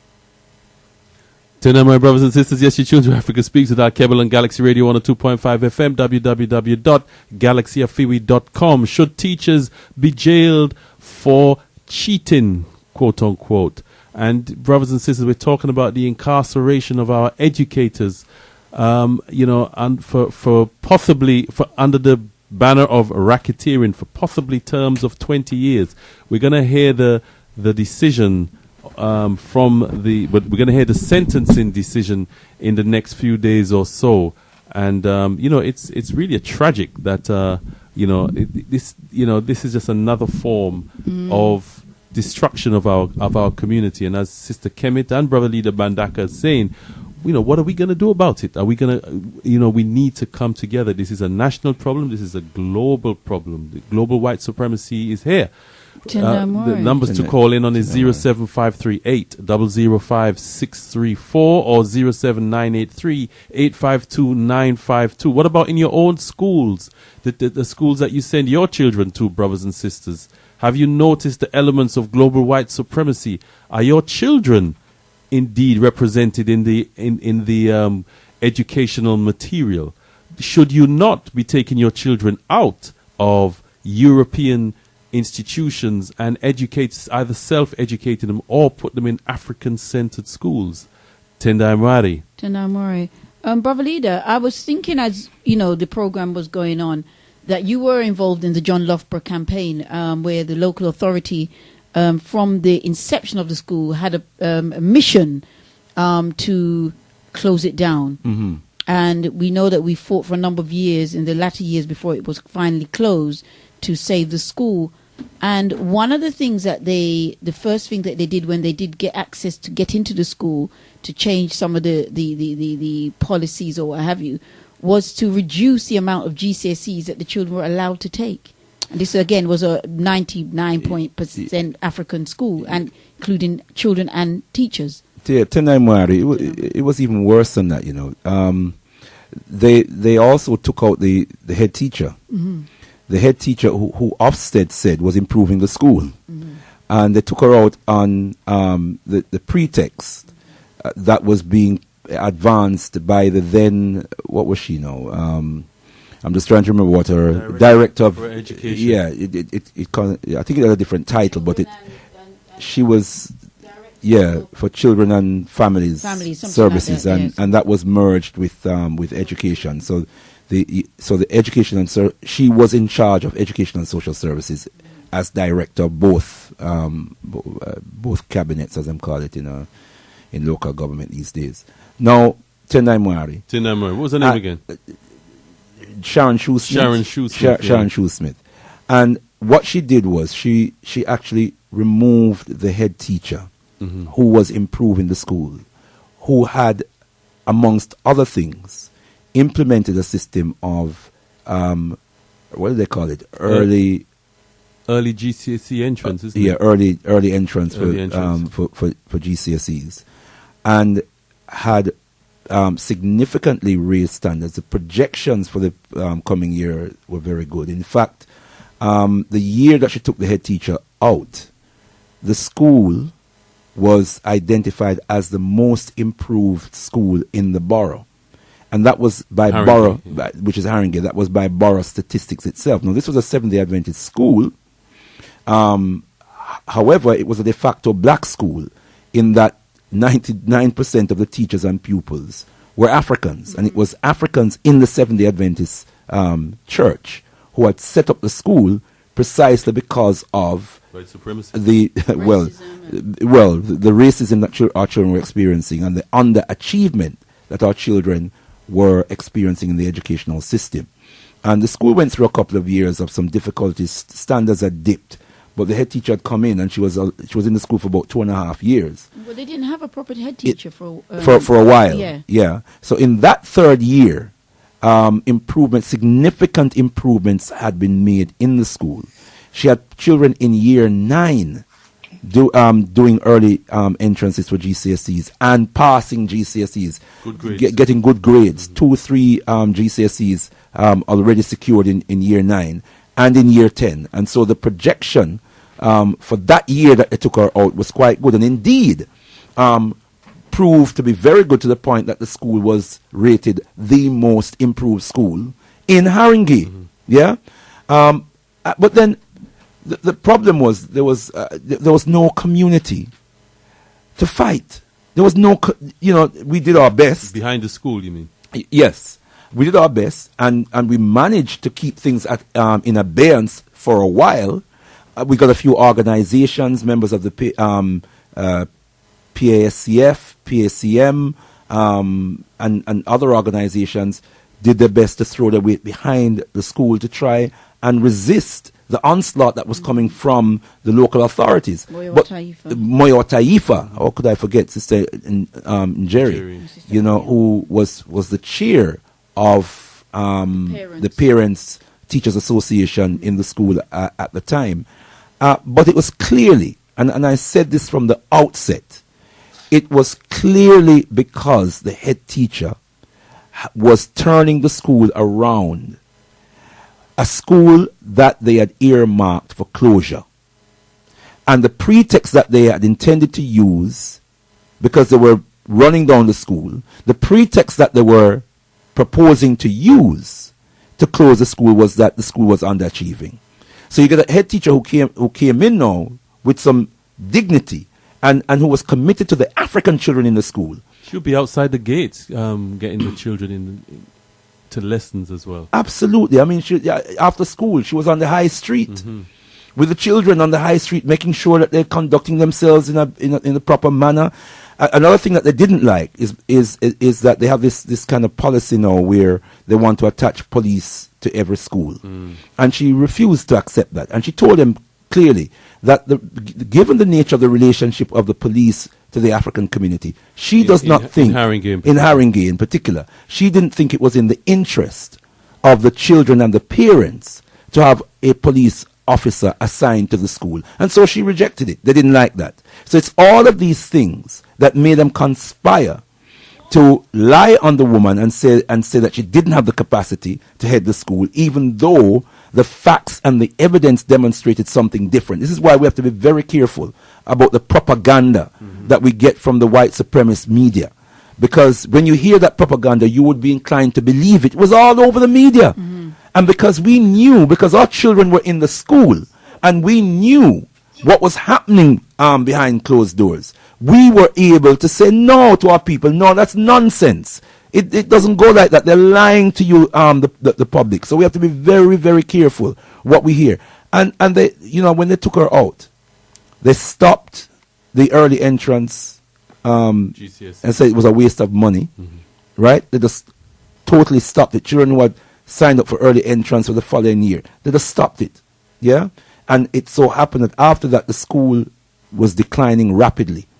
Probably Yeah. wasn't it the case Tendai that Moane. Tendai Moane, I mean, the head teacher was taken out at the beginning of 2008, I think it was. and that Yeah. year, if I'm correct, it became the most improved school. It became the most improved school. But the following year, And Haringey announced it, Yeah. Haringey announced it. It was in the local newspaper. and People didn't really make the connection. So, well, then that doesn't make sense then. And based on the early entries of students and high levels of GCSE pass results, the following year it was deemed that John Loughborough would have been probably the top school in the borough. That was certainly was the projection. The projection, yeah. And this, you have to bear in mind that this is a borough that was Ofsteded and didn't do particularly well As a borough. Worse, the performance level of African children showed that the African children in the borough were disproportionately underachieving. So now, can you imagine? You have this small school of 300 pupils who are of 99% African teachers and African children becoming a beacon light for achievement in a borough that is failing generally and more so failing African children. I mean, can you imagine? You had to destroy it. Can you imagine what that would do to the reputation of that borough that can't educate African children, and yet one small school is able to raise up standards? I mean, children were achieving 10, 12 GCSEs. 15 GCSEs. Because they had done GCSEs in year 9, GCSEs in year 10, I remember GCSEs in one year girl 11. in my son's year that got 15 GCSEs. So children were reaching the national average by year 10. Right. And the head teacher, that was her plan. She said their plan was by the time the children finish year 10, at least they would have achieved the national average, and after that, they would be getting their bonus. They'll be enjoying themselves. They'll be enjoying themselves, getting their extra. Children were leaving year 10 with 7, 8 GCSEs. Yeah? Tendai Moane. Text here, African teachers in the UK have to work twice as hard as their counterparts in this system. So they have to fight. They have no fight left. The parents do not help their children mentally and physically to understand the racism that happens within the community called school. Parents have to do more to support the African teachers. To support the African teachers. Sister Kemi, what do you say to that? Parents, do they need to do more to support the African teachers? To a certain extent, because I've never had lack of support from the parents in any of the schools that I've worked in, So I think what black teachers need to do is reach out to the black parents as well, make themselves more approachable, moreover. Okay. Right, so so they need to engage better with the parents. Yeah. Right, okay. Do you find that to be the case then, or do you find that more not to be the case? What part? In terms of, to what extent do the teachers, the professionals, engage with the parents? Do they, like yourself, do you find that the majority of them do or they don't? Yeah, they don't, and it goes back to what I said in the beginning, that they feel ostracized if they do engage with the black parents or the black children. Over here as well, you find? They exclude themselves, and that's all down to, the institutionalized racism. So they actually keep themselves away from the black parents and the black children. Right, okay. You see, Sister Kemet, I think few people who are not in the educational system understand the extent to which black teachers, African teachers, are kept under scrutiny. Yeah? I remember a teacher sharing with us that, just going into the start, her experience in her school was that certain teachers used to come in the staff room. If there are 2 or 3 African teachers talking to each other, white teachers would come in and say, "What are you lot plotting?" Yeah, they do. They make those kind of. You know, and that people don't realize the extent to which. It's a vestige of slavery, isn't it? Well, exactly, and is that's that plantation complex, that plantation mentality, that even in an educational institution like a school, white people feel threatened when their African colleagues are having conversation with each other and they see it as them plotting something. Yeah. And that puts a lot of pressure on African teachers in the system, not making excuses for them, because they need to stand up and they need to be more radical. Do you agree with that? 100%. 100%. And but you know, the sad thing about it is that what you're saying is so true, you know, and 90% of black people within communities would not believe that, you know. They won't believe it. They don't know how rife it is, the racism within the educational system. They just think it's us, or we got a chip on our shoulder or whatever, or, you know, I'm doing this and I'm okay in it, so what about you? But they really don't understand. It's just racism is so thrive within the education system like it is with anywhere else within predominantly white society. Tena Murray. Sister Kemet, we're coming to the close of our program now. We'd just like you to summarize for us. You know, if, by the way, I must say it's a pleasure having interacted with you this evening on such a very, very important subject. And I know from the feedback we're getting from our callers as well that you've certainly enlightened and uplifted our community as well. Tenda Murray. Okay, thank you for having me.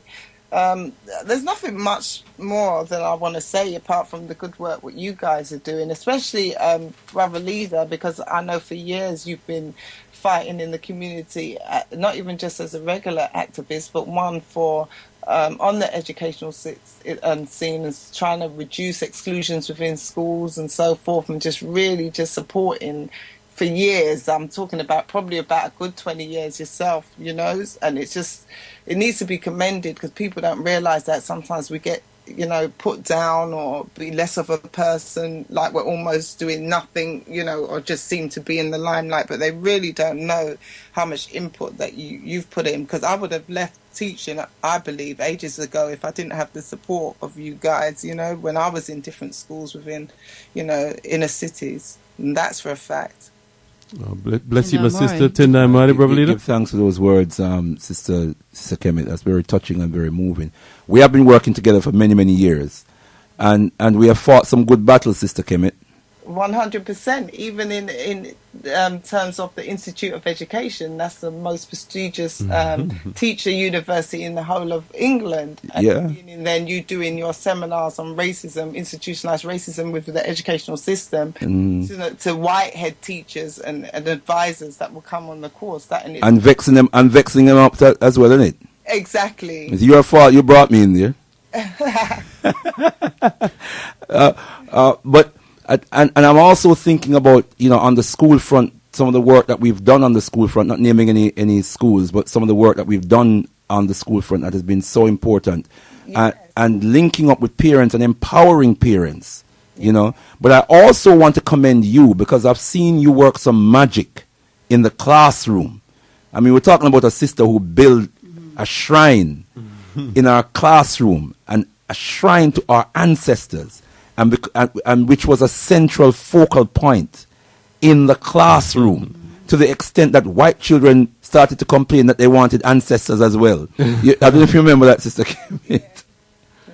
You there?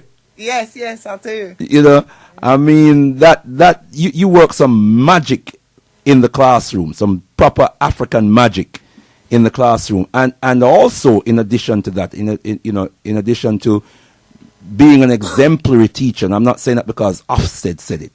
You know, if Ofsted said you're exemplary, it means that you're impeccable, you know, by our standards. But also what you actually did in terms of raising standards, of raising standards in general, but raising standards of our children. You know, another time we'll talk about some of the specific examples of, you know. But you are a fantastic asset in our community. I want to thank you, my sister Tendai Mari. Tendai Mari, give thanks. Tendai Mari, Sister Kemet. give thanks for your contribution. Tindamore, brothers and sisters. I have Sister one Kai, text. you have one The text? last texter, Burning All Illusion, one of our continuous texters, and he says Africa has a school to prison system where police are based within the schools. Some schools even have cell areas. The prison industrial complex welcomes Africans.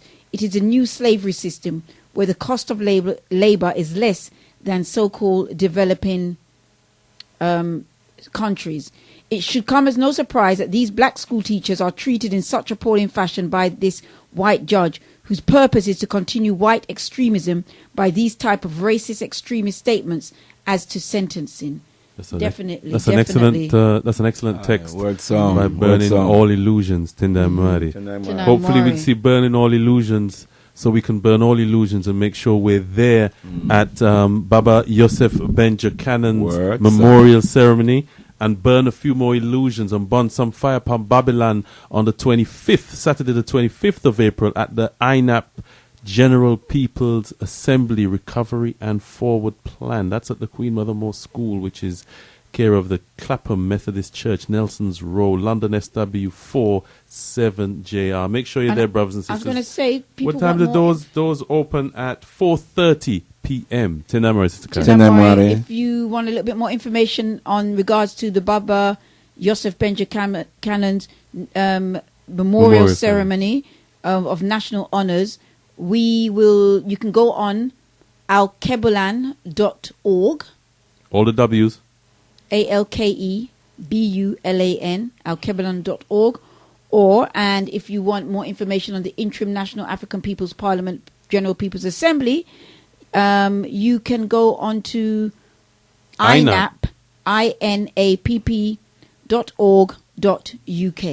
And if you want to hear any of the programs that any of our Africa Speaks with Alkebu-Lan programs, you can also previous programs, current programs, alkebulan.org, www.alkebulan.org.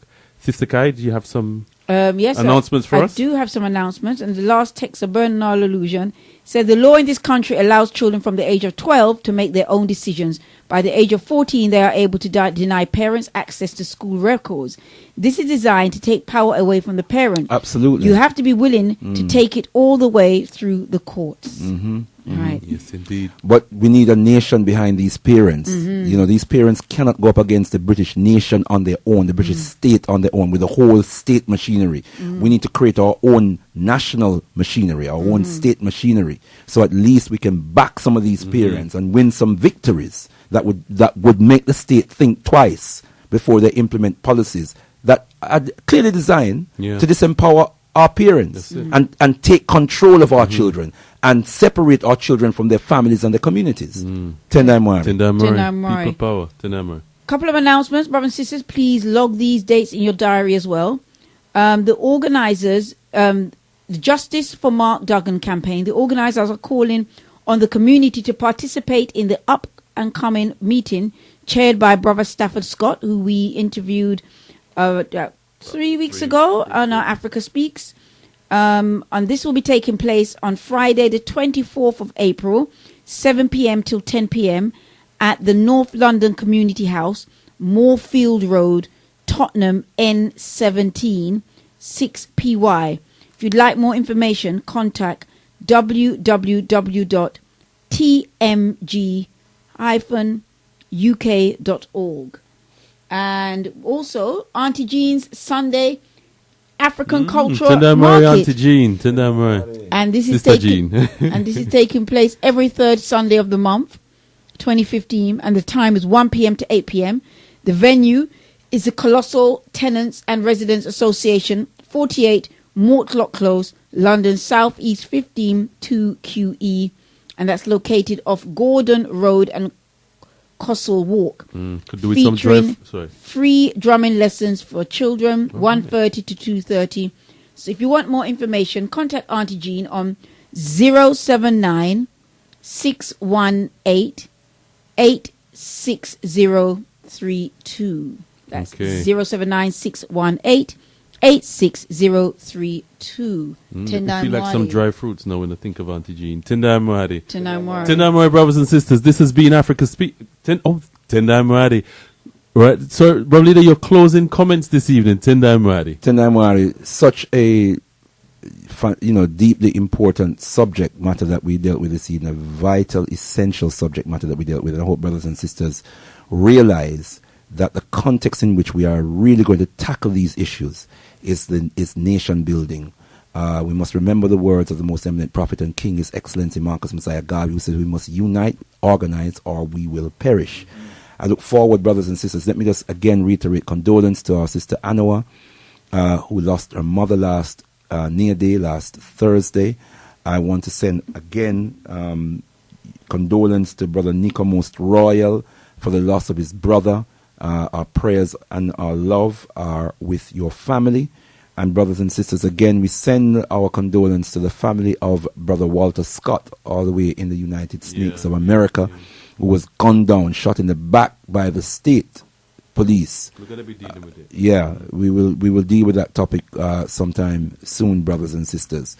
Just remind you that we look forward to seeing you on Kuumba evening, Friday evening, at the Caribou Centre, 7 Gresham Road, Brixton, London, SW9 7PH. So we can pay tribute and give due honor to someone who loved us so much. He gave us nearly 80 years of the 96 years of his life in service to our people's liberation. Brothers and sisters, I close with the words of the most eminent prophet and king, His Excellency Marcus Messiah Garvey. I say again, unite, organize now or perish. Rise, you mighty African people, for you can accomplish whatever you will. Rumbidzo kunamwariye Africa. To the God of Africa be the glory. See you on Kuumba evening, Friday evening, brothers and sisters, 5 p.m. Tendai Mwari. Tendai Mwari. We have a text informing us. It says, Hotep, the meeting has been rescheduled for May regarding Mark Duggan. So I did say the 24th of April. I don't have a date, but the meeting has been rescheduled. So just keep listening. Well, just watch to this Galaxy space Radio, or listen to this space, brothers and sisters. And you'll get the information. Tendai Mwari. Tendai Mwari. Tendai Mwari, brothers and sisters. Well, this has been Africa Speaks with Alkebu-Lan and Galaxy Radio 102.5 FM. We want to give thanks and praises to Mwari Nyakusika, God the creator of the universe, through the spirits of Munzumukuru, our great ancestors. Thanks goes out to the Galaxy management for this wonderful institution called Galaxy Radio. We again send our condolences to one of the members of the management, Nico Most Royal, who the unfortunate passing of his brother. And we know, as we said before, that the Galaxy family will be rallying around our brother in full support. We want to give thanks and praises to our producer, Brother Olatunji Heru, who also his wife has lost his mother as well, and we want to give our condolences there too. We want to give thanks and praises to all the Sister Kemet Imani for her wonderful contributions this evening. Thanks and praises goes out to all those brothers and sisters who contributed to our program, and to also my co-host, our spiritual leader, Brother Leader Mbandaka. Brothers and sisters, join us again next week between 8 and 10, where we talk it straight and make it plain. Tendai Mwari.